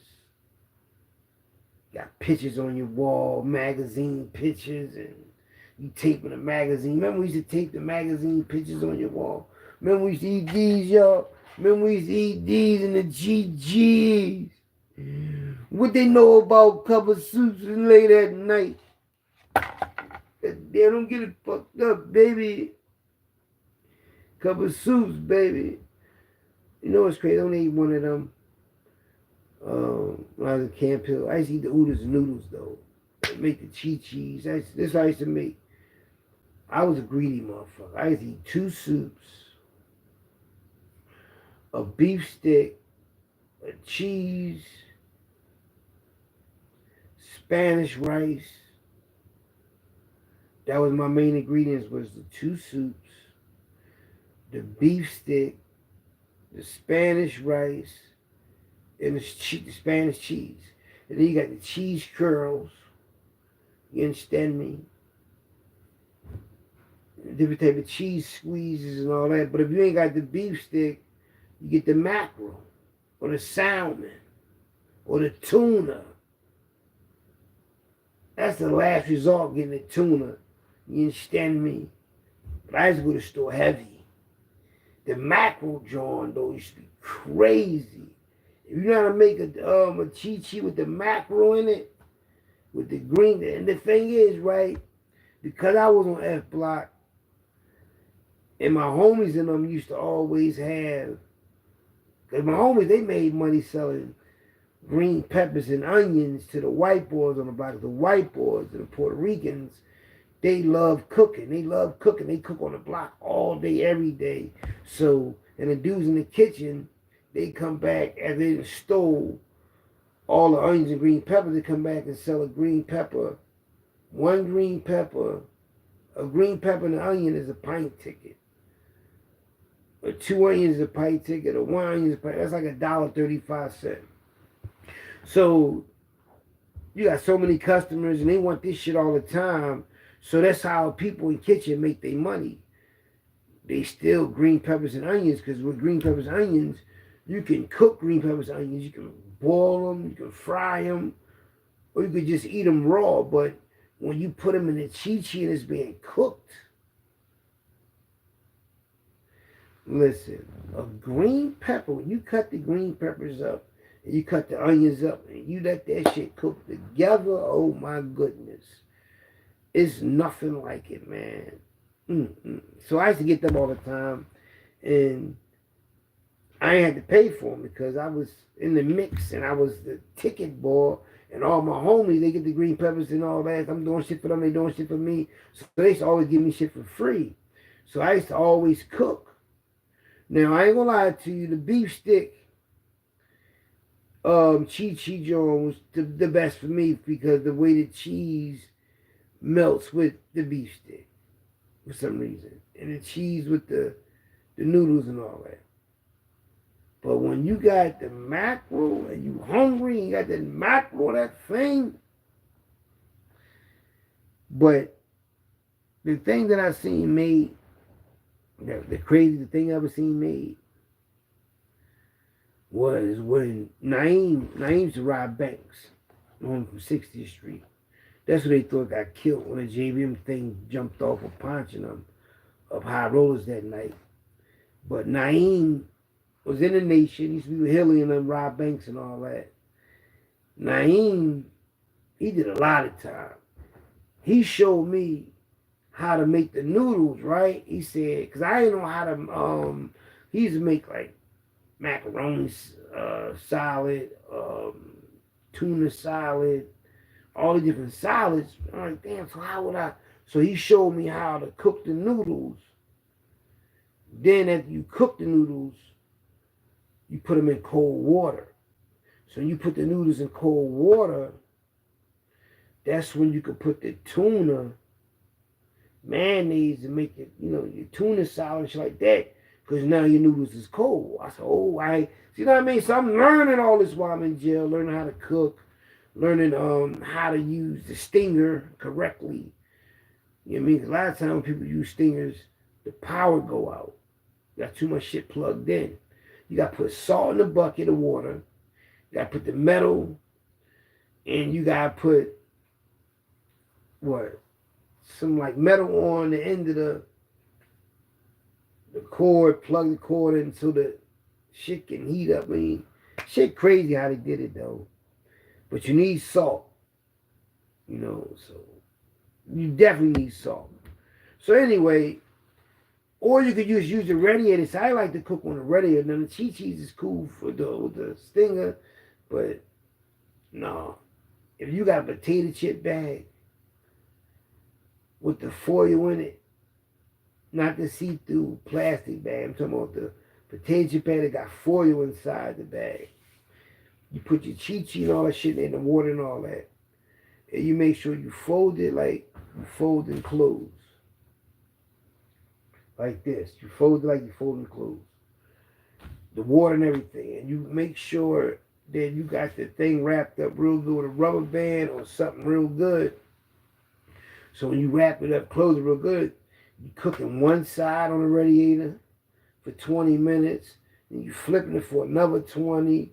Just keep flipping it back. For real, you can cook this bitch all day, and it still won't taste the same. So my homie from Germantown taught me how to cook like that. Yup. He always on TikTok with his daughter. He always on the internet too. He taught me how to motherfucker cook a chi-chi with a chip bag. Yup. Nard, my homie Nard. And after that, man, cause nobody fuck with me cooking chi-chis because the radiator, man, you know the radiator always on. That motherfucker was cooked, flipped it. Yeah, no bullshit. 2 soups. But then when I cut down, I eat 1 soup. I had to put 2 soups. Usually, some people only use 1 soup. They use 1 soup.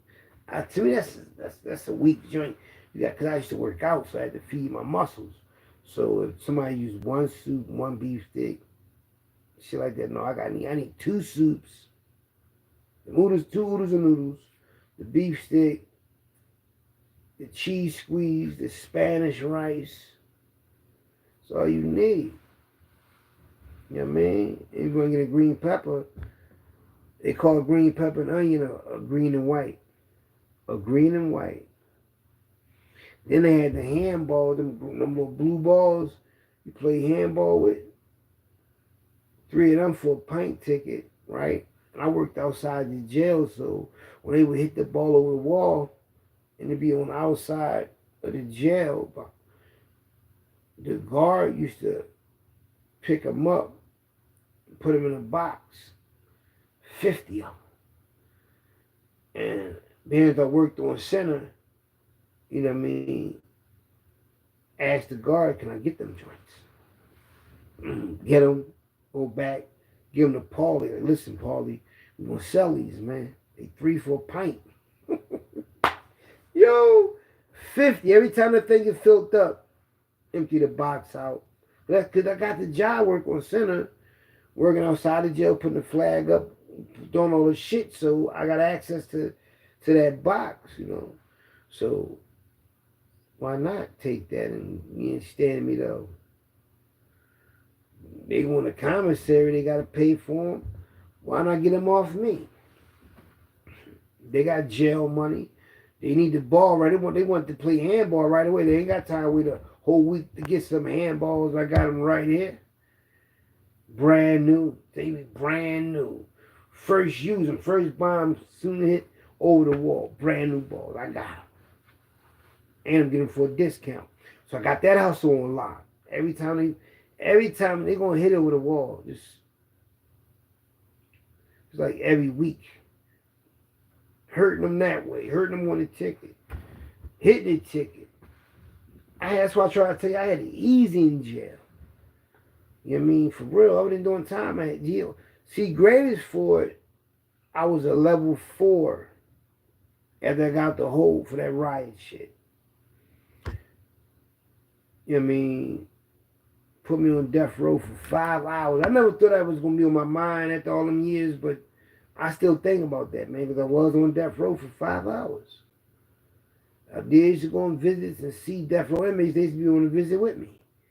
Get on the van with me, sit right next to me on the visit and everything. Think about it. I'm on a visit. I'm already administrating the whole. But when I'm on a visit, I got to sit right next to somebody that's on death row. Like, I'm talking to my family, my mom, my baby mom, whoever. As soon as I turn to my right, it's somebody on death row sitting right next to me. My peoples can see me. My peoples can see him. I can touch this motherfucker. I'm like, God damn. That's crazy, right? Think about this thing about if I wasn't who I was. As far as me being known and me being adapting to shit. I got to go through that every week. You know what I mean? Like, and the crazy thing is that hole That shit traumatized me to this day because how the hole looked. When I first seen it, right? When the door opened, the bar doors, but when it's like what you see when you look inside your cell. You don't see a bed. You see a fucking cement. It looked like a casket, but it looked like it's made out of cement, right? It looked just like a tomb. Like a tomb would be made out of cement.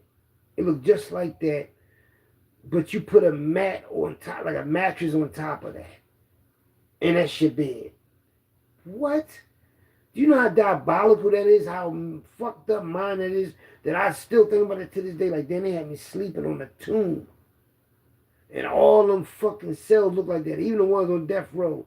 And I be having these dreams. Y'all don't know I be having these fucking dreams. I'm in this cell. I be having this dream that it's this jail as though when you walk and it's a cage, it's the hole.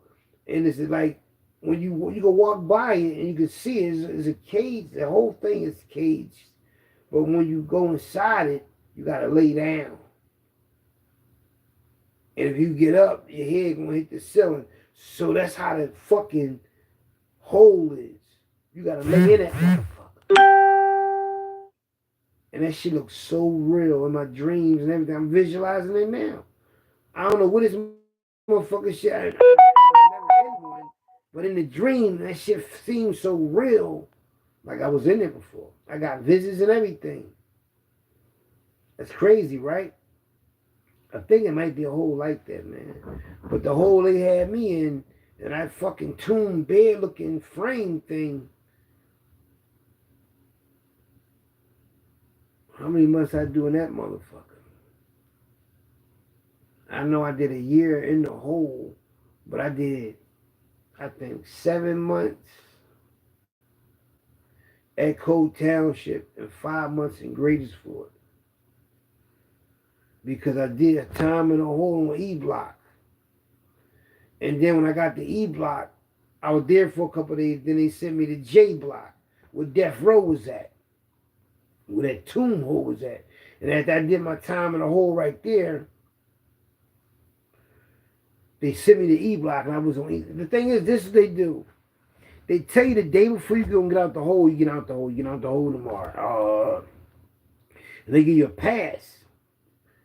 And the pass is the report to your block or the security or some shit. And shit, this was like, all right, y'all take it easy, man. The first time I go to the hole, right? Well, from Cole Township to E block hole to J block hole. I get the J block hole. They put me in a cell with this Puerto Rican. Now, I don't know he's Puerto Rican. They looked like he was Dominican, like he was Italian, right? Well, he was Puerto Rican. He had a black eye. I'm like, damn, what happened to you? He said, I was fighting. I'm like, damn, his eye was fucked up, too. He a real cool dude. I wound up running into him down 5th and Glenwood. He was Westmoreland, 5th and Westmoreland, somewhere down there. He was working in a barbershop. I seen him again in population, but whoever fucked him up, I'm like, damn, this is what I'm saying. I was like, damn, this shit vicious and GRATERFORD. He just got in the hole and get punched in the face. I'm coming from another jail trying to get in population. I got in population. I'm on E block. Now, when you on E block, it's like you separated from population for real. Because you can't leave your block unless you got a pass or something. So you got to be on that block all day. Because when they call a yard, the yard is on E block. You got to go with the side doors, and they got a big-ass yard out there. You can walk around a big-ass track. You can play basketball, whatever. We should be out there deep. They just had tournaments out there. We should be out in the yard deep, though. Yup, Norney, all of us, we should be out there deep. Because everybody was coming from the streets, like parole violators and all that. They got to come through E block. So we used to see everybody used to come through. So it was RA block and everything. Me, Quazim and all us. We was over there. We had a nice little squad over there and everything. They had the little packets in their dope packets. They was on their little 1s and 2s and all that. And then they put me on C block. They dropped my level. My level got dropped because, you know, they watch you. They watch everything you do. had an easy job. I was a block worker.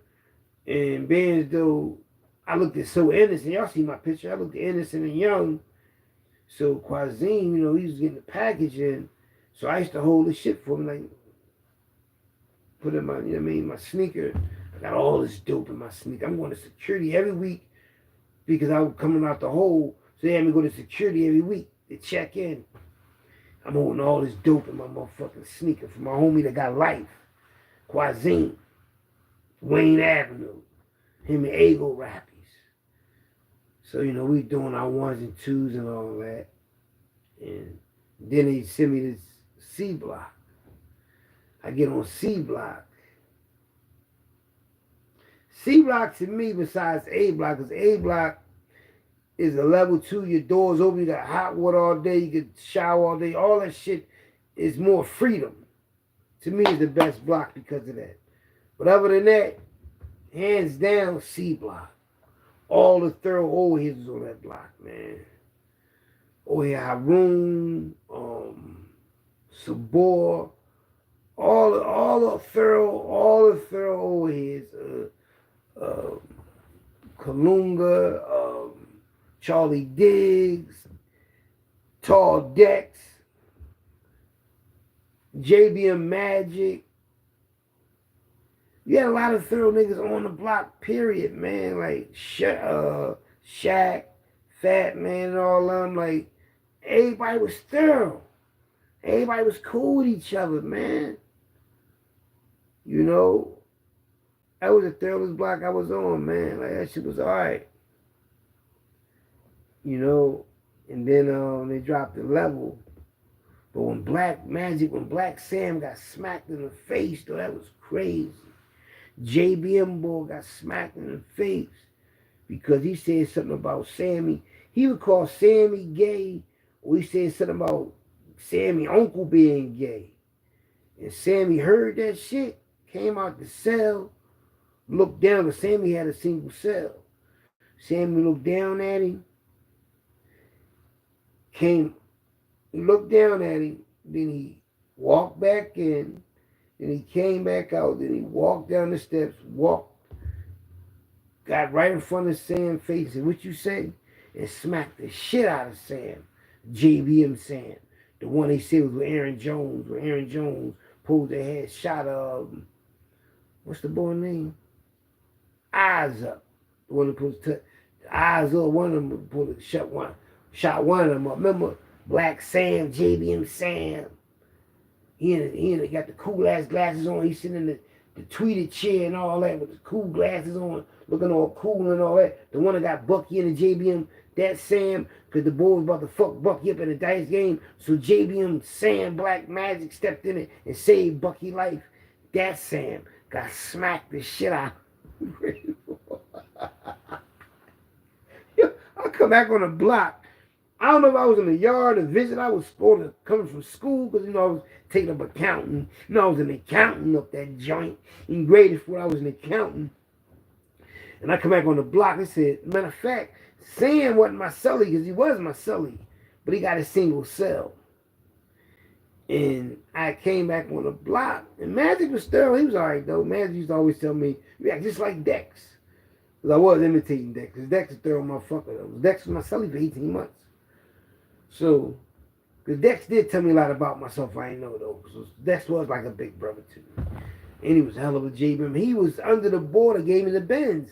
He was one of them niggas that was shooting at us at 15 McDiamond. He's one of them niggas on the other side. So anyway, Dex was thorough, but I found out he smacked the shit. But I mean, they both named Sam. Ain't that something? They both named Sam. Sammy Hill and Black Sam. Two Sams. One Sam smacked the other Sam. But the one that did the smacking, he had the belt. He was the champion of the jail. He was the boxing champion. I swear to God, I did a video about, I got a picture of Sam. I'm going to show you who Sam is. Y'all want to see who Sam is, who smacked the shit out of Black Magic? I mean, I hope JBM don't get mad at me. You know I'm JBM, I'm an ex-JBM member, right? North Philly JBM. That's Southwest West Philly JBM boy. And I'm not trying to make him look bad, but he got smacked. They smacked that boy so hard. Gave that boy smack-a-rooski.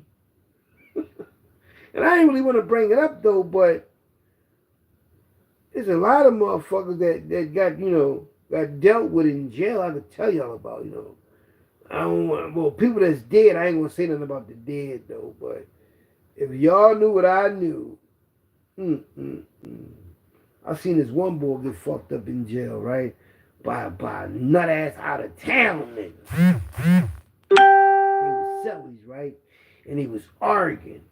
They was arguing in the shower. They was arguing outside or somewhere. So they got in the cell. He just starts punching this boy in his face. Boom! Fucking him up real close. And guess what he was telling the boy? Put your hands down. Put your hands down. He was punching him in his face, right? Punching him in his face. So the boy trying to block it. And he telling the boy, put your hands down. He taming this nigga, man. He could have did anything to that man. That boy put his hands down. And the only reason why they didn't fuck him up, the only reason why they said they didn't fuck him up, they said they didn't fuck him up is because they said they didn't fuck him up because they always about to go home. So they didn't fuck the boy up. But I thought they was going to fuck him up, though. I thought they was going to whip that boy out because South Philly was deep up there.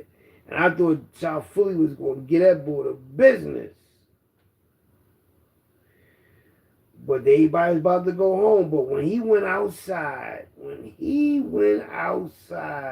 his face turned into the elephant man's face. Oh, my God. He said, put your hands down. Fuck that nigga up. That shit crazy. Look at this greatest four picture right here. Bobby dancing and goddamn area with them niggas up on this greatest four. Do you understand me? Sean Harkham right here. Bobby Dance, rest in peace. Gypsy Joe Black. That's 8 ball. These are balls on the living on like 15th and on that side, 15th and Erie, 18th and Erie. Kevin Hart's side,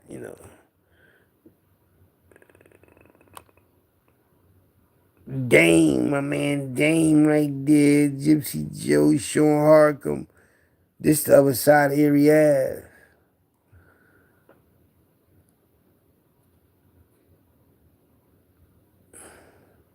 Holmesburg, Lord Donnie, and Gypsy Joe. You see the on the jumpsuit it say Holmesburg HSB, Holmesburg visit, Holmesburg prison visit. Yeah. You know what's crazy? Gypsy Joe. Oh, him and Sean. Gypsy Joe and Freddie Akins was co-defendants. They didn't even know each other.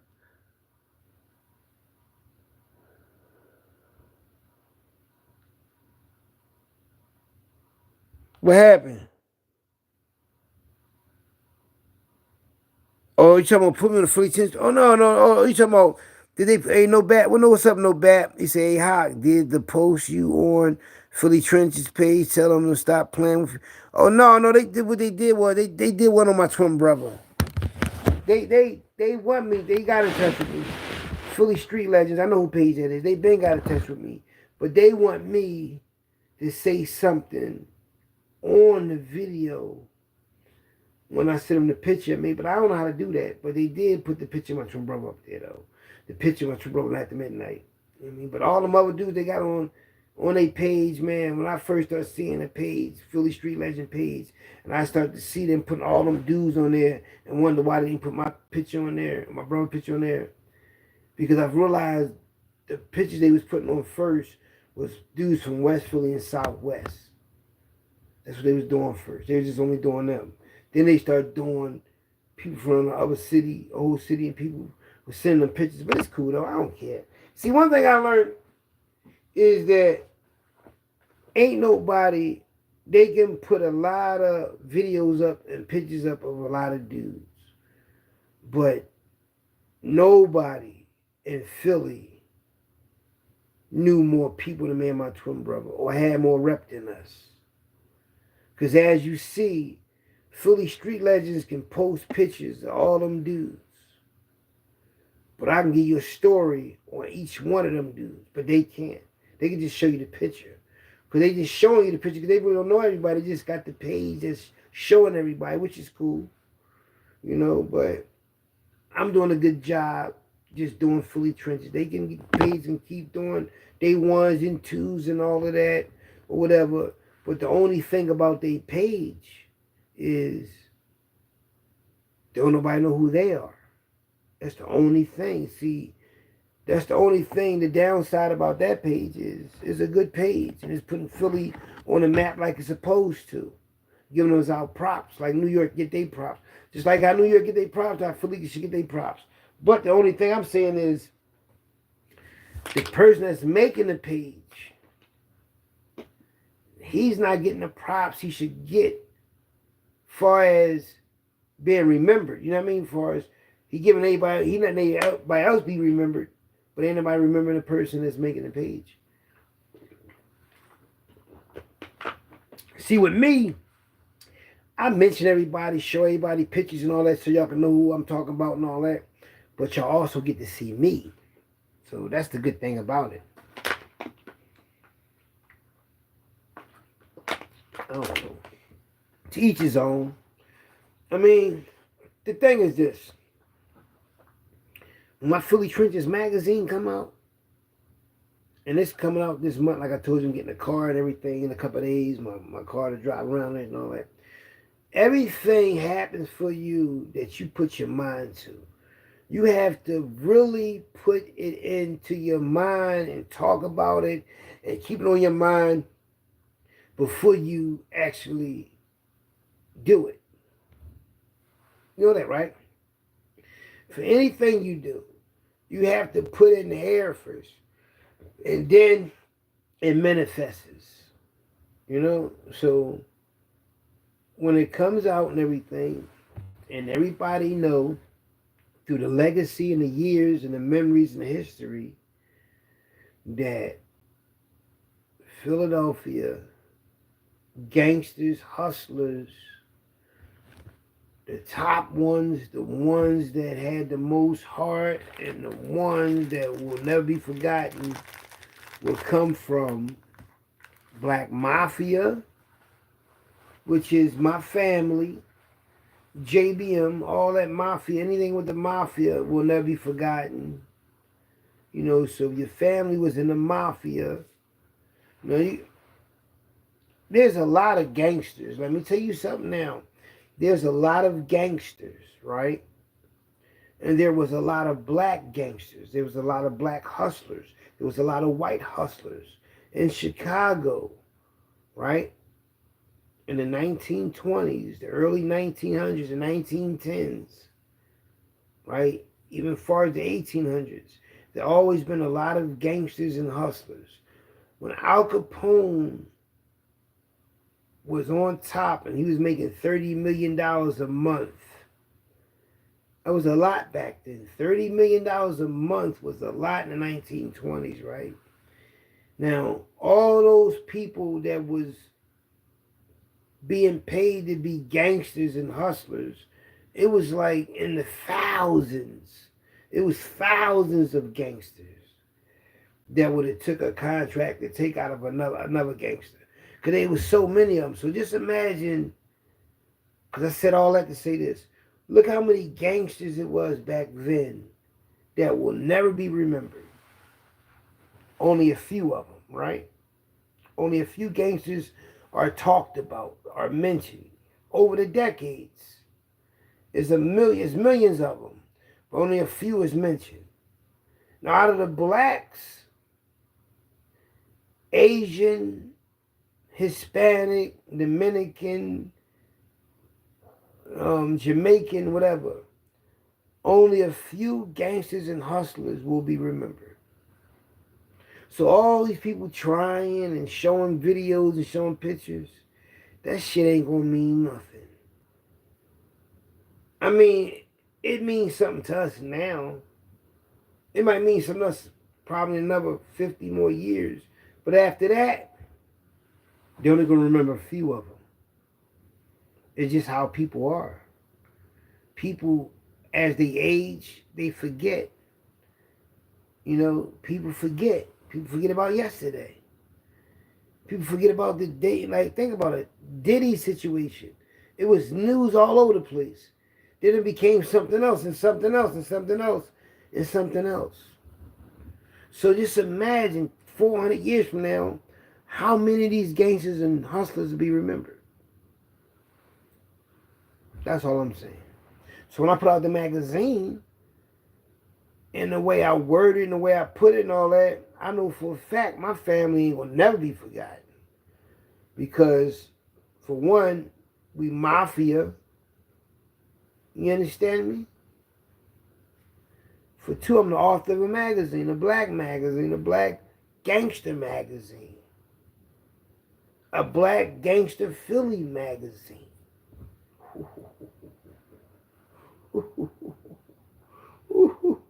Not just an app, a person that's on somebody's app. Everybody doing that, but everybody ain't got a magazine.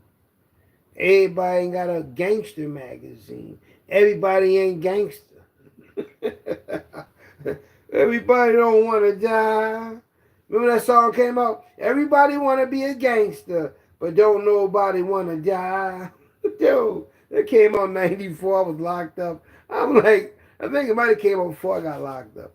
They was just, man, early 90s, they was bringing them songs out, man. Turning you out, man.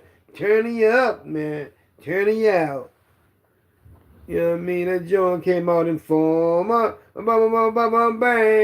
mean, I was snatching niggas up when that song came out. And that song came out, Kill the Bitch. Kill the Bitch. The Jamaican joint, when that thing came out, ching, dang, dang, ching, ching, ching, kill the bitch. What? That's when the streets changed. That streets changed when that came out, and the song It Takes Two to Make a Thing Go Right. Rob Bass. When Rob Bass came out, salute to 11th and Cumberland. Salute to 11th and Cumberland. Because when that song came out, I was hanging down 11th and Cumberland. It take two to make a thing go right. It take two to make him out of sight. When that song came out, shit changed. Everything changed, man. That and Too Legit to Quit. Too Legit and Too Legit. Look, when MC Hammer came out with that, and Double John came out, and Tough Crew came out, So Damn Tough. Fresco and DJ Miz.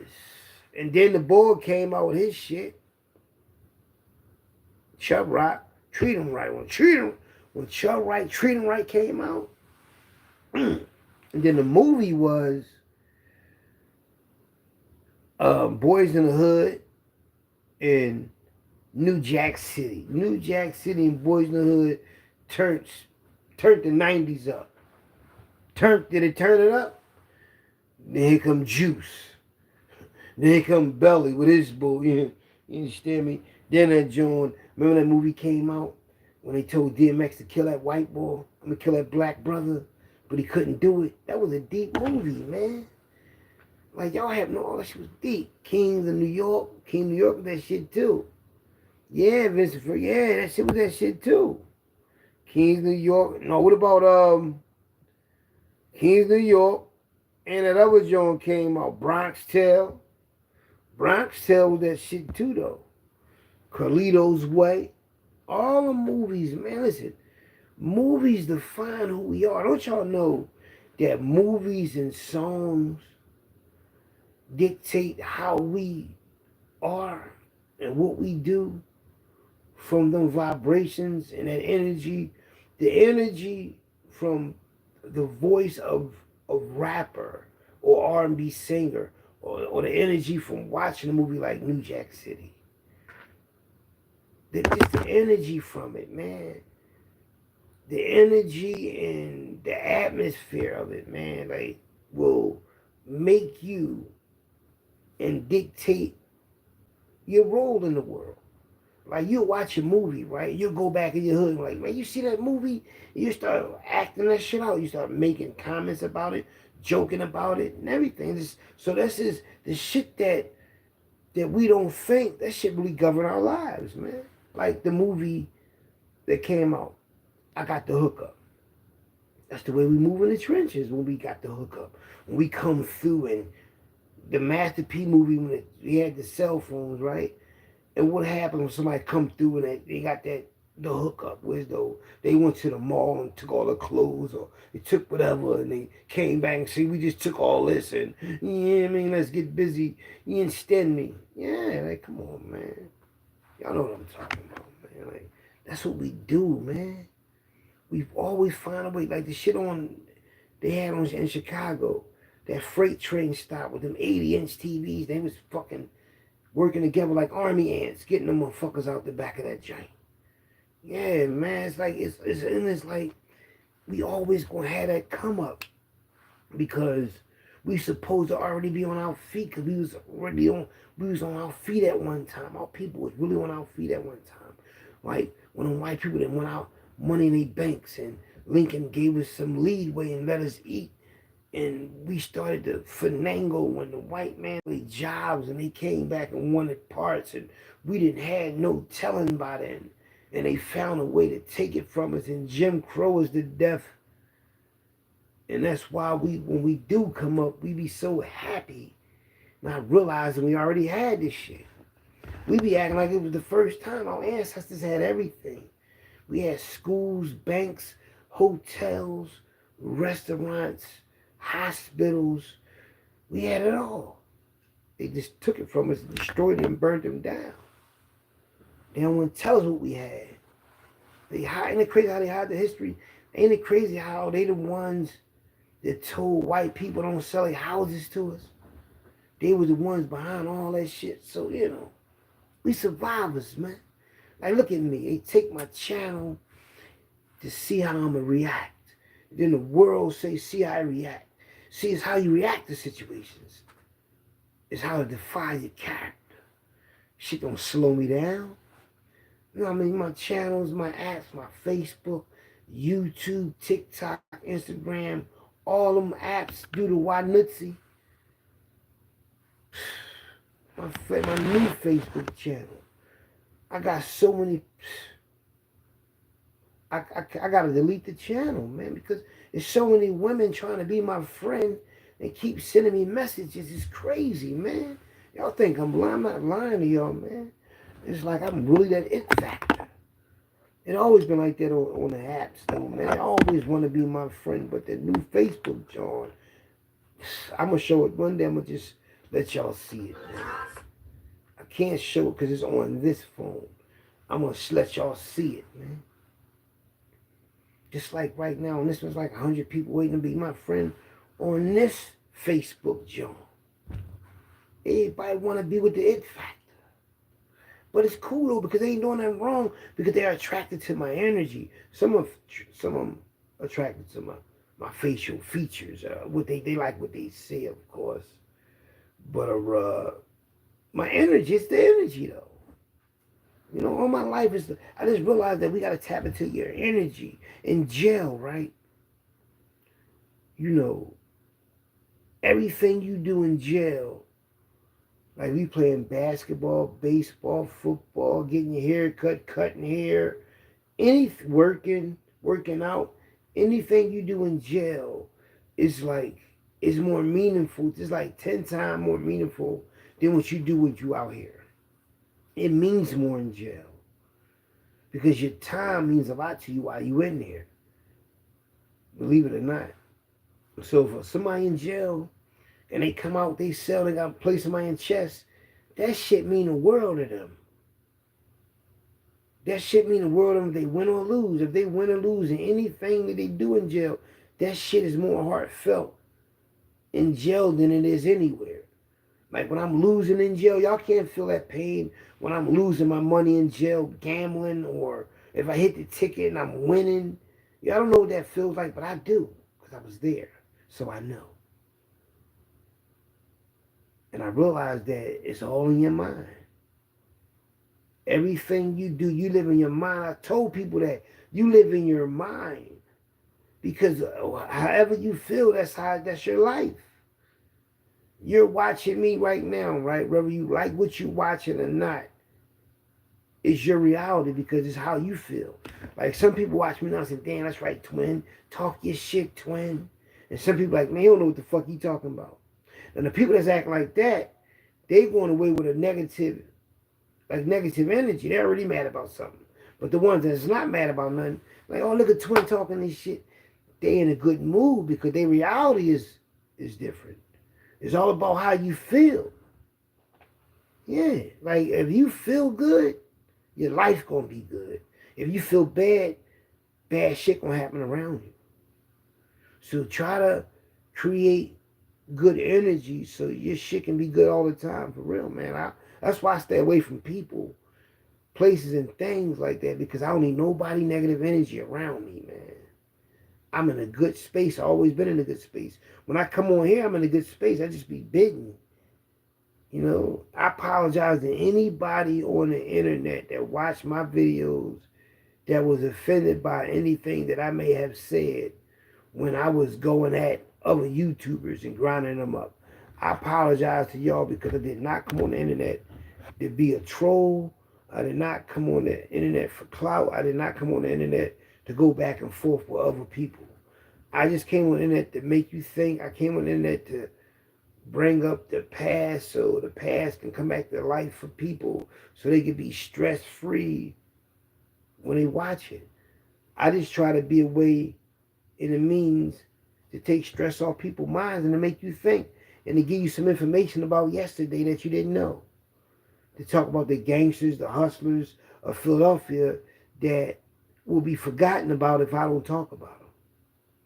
Now you have Philly street legends that's on Instagram and Facebook, or Instagram and YouTube, and it's a good thing that they can show you the pictures with a little story, like a little sentence, a little story about it, right? And the good thing about it is, when I see the pictures, it'll bring back memories to make me talk about certain things. Or I use the picture and say, this such and such, and this is my story about him or her, and this is how I know him, and this is what went down, and this is how this went down, this is how that went down. So people can know, you know. Because as we, you know, keep going on as people evolving, right? And when we not here, people going to want to know, who was that? What was his name? What was his claim to fame? What made him get up and do the ones and twos? What'd he go to jail for? Damn, he was dead. Because the thing is, right, as human beings, we have these extraordinary stories. And it's like, ooh and ah, like, damn, he did this, she did this, he did that, he did this. And we are very entertaining people, us as black people. We been through a lot, man. From getting our land stolen from us, from getting our people taken from us, and for us to continue to strive and survive. Easy, crazy, rip off, scratching and surviving. As we continue to do that, we find comedy, sense of humor, entertainment as leisure time to escape the realities of being stressed out. So we entertain each other, you know. So I'm here to entertain and to educate. Got all white on, look. All white with the, you understand me? Look, got all white on for y'all, the white pants, you know, with the, you know, means on. Shirt all crazy. You know what I mean? So, and I try, man, you know. I do it for the cold crush. I'm doing it for the cold crush, man. Doing it for the crush, man. Giving y'all for the crush, man. Holding it down. You know what I mean? Reminiscing. You know what I mean? Because one day I ain't going to be here, man. The system going to change. You ain't going to get these type of people that come on here and talk for y'all like this, that been through a lot, that been through wars and adversities and bringing it back, like, you know, like, hold up, this is how it's supposed to be. You know what I mean? Like, somebody like me that been to jail, that lost a lot, that been coming through the system. Lost my twin brother, lost my father, lost my oldest brother, lost kids through abortions, miscarriages, lost a lot of relationships. I gained a lot of kids, but I lost some baby mothers. May Kenyatta rest in peace. May Yubi rest in peace. Then I got a few baby moms that I don't see, so that's like a loss. So it's a loss because my kids, my family, it's still your family. It's still your part of who you are, but they watch me. I know everybody watch me. Everybody watch me on the internet. So I got all these different apps. And that's the good thing about it, even though I don't get to see everybody and be around everybody get to see me. It's a good thing. You get to see that I'm still alive, that I'm doing all right, I'm doing good. And that's what they say, damn, look at Hawk. Hawk's still doing good. Hawk doing good for himself. And then people look at themselves and they try to measure up and say, damn, how they doing? And it's not about money, and none of that. It's about just surviving. I'm doing good as far as surviving though, as far as still being here. It takes a lot to still be here. It takes a lot to still exist and still be functional as though you're relevant, as though you don't need nothing.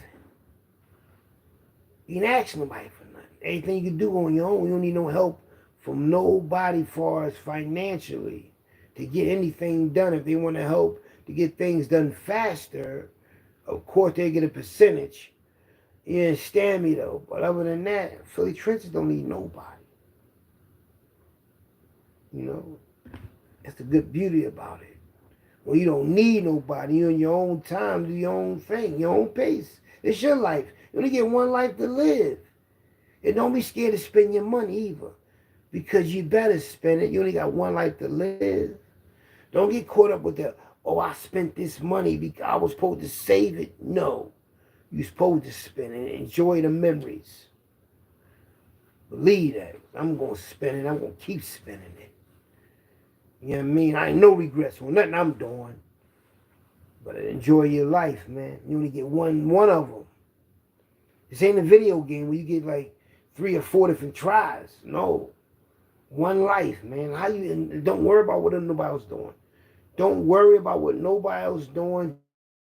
Just live your life. I might say those things, and I might mention people, and I might grind them up.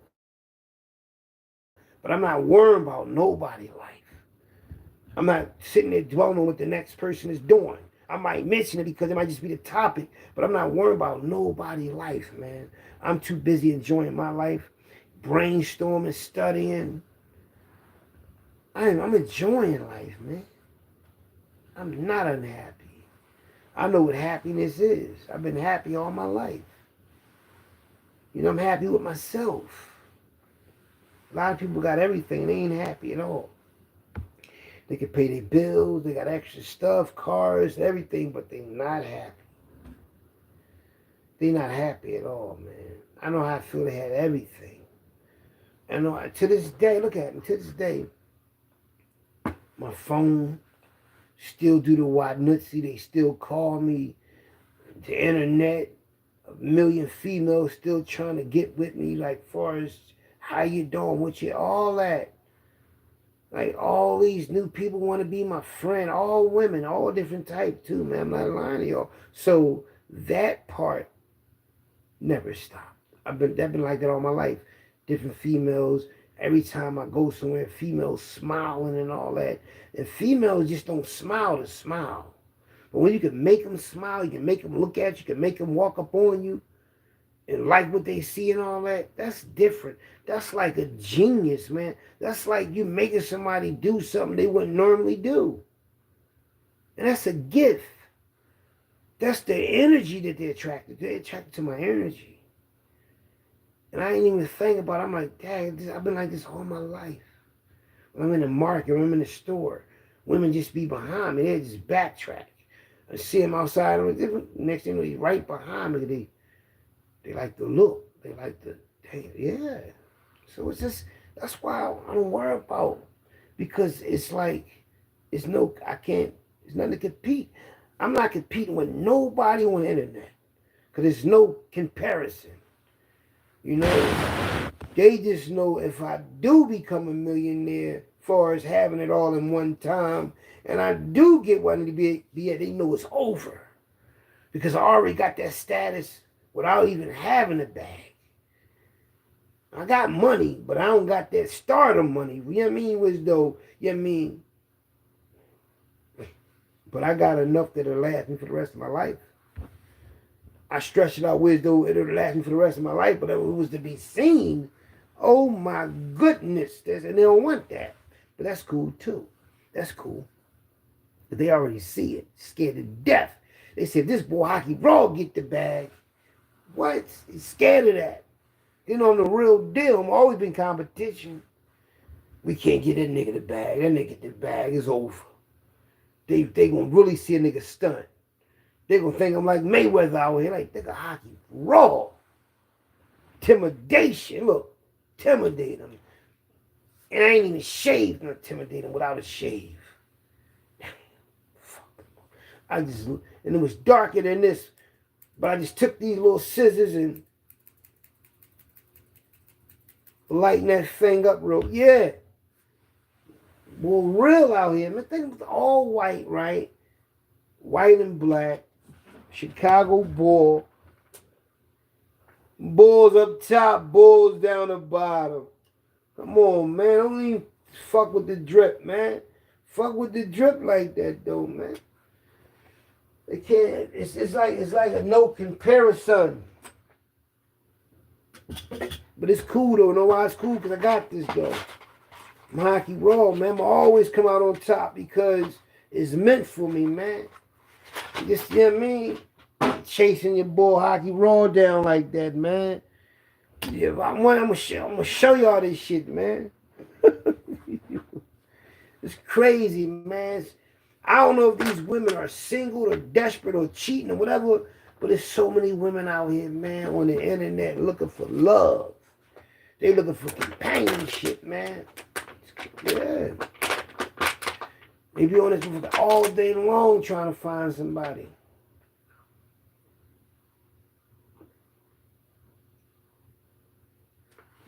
It's real, man. That's why I'm a diamond in the rough, man. There's only one of me.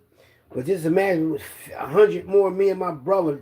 Listen, they be in trouble out here. That's why when I get on here, y'all see me, man. I'm a diamond in the rough. I'm just keeping it real, man. Like, I'm not bragging or nothing, man. It's the information that I just obtained. Dealing with quantum physics, man. Like, that's all I do is study things, man. Brainstorming. Don't you know in quantum physics that if your subconscious mind, excuse me, control your whole life. But if you got something negative on your mind, you're going to make that shit a reality. So try not to have that shit on. You're going to have negative shit like this come through your mind and then go somewhere else. But if you keep it on your mind, it's going to be your reality. So don't let that negative shit stay in your mind too long. Stop being mad all the time. Because being mad all the time creates negative shit in your life. And also harden up on your organs and make you age faster. And it kills the cells in your body. And next thing you know, you sick and all that other shit. So just come on. Try to keep yourself uplifted, happy, in good spirits. And just think about something that's going to make your next day better than the day before. Because every day is a movie. You know, you done yesterday. Yesterday is over with. You know, it's just like going to camp. And you did a nice day in camp. You went swimming and all that. Now you're going to camp again. And on Friday, y'all going to the movies or something like that. You got something to look forward to. That's how you got to treat life. Having something to look forward to. That's how you got to treat it. Treat it like you got to have something to look forward to. Look, it's like going to school. Thursday is gym day and all of those shit. Same way you got to treat it like that. Treat your life the same way. As if the next 2 days you about to go on a school trip.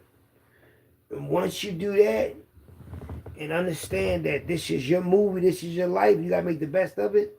Like when you got your food in front of you and you want to dress it up like a salad or something, whatever how you do it, whatever you got food in front of you, a cheesesteak, you want to put all the stuff on, the pickles and all that, same way you treat your life. Dress it up. Take your time. When you're getting your hair done, your hair braided, your hair washed, whatever you're doing, treat your life the same way.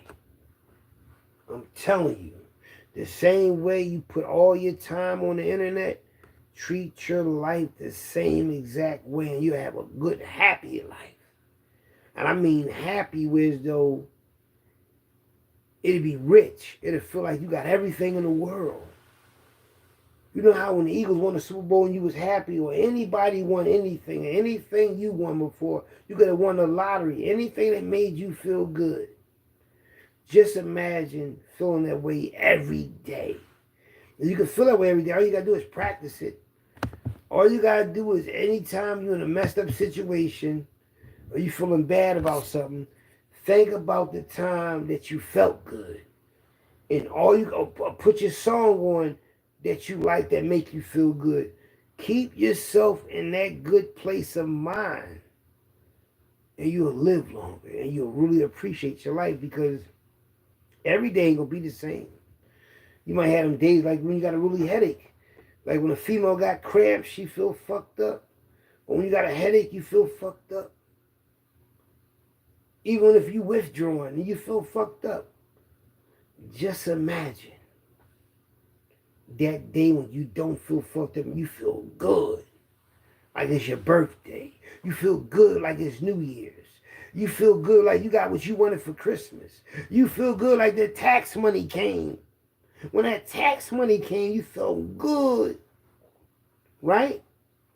You felt good. You felt good. So you understand something. So you feeling good, I mean, because if you can stay in that mind frame, you can change the reality. Because if you start to feel good, everything around you go. You ever notice something? When something bad happens, you feel bad, something that's bad really happens, but then when something good happens, everything good around you happens. When something really going right for you, everything is right. That's all because of the way you feel. You have to feel good about yourself. If you feel good about yourself, everything around you is going to be good. Everything. But you have to feel it. And that's why a lot of people get high. Because they want to feel good. And it's just like a high. Feeling good. I'm out of here. I was Philly Trenches CEO Hockey Brawl. I'm out of this hot dog stand. So share the video too. Yeah.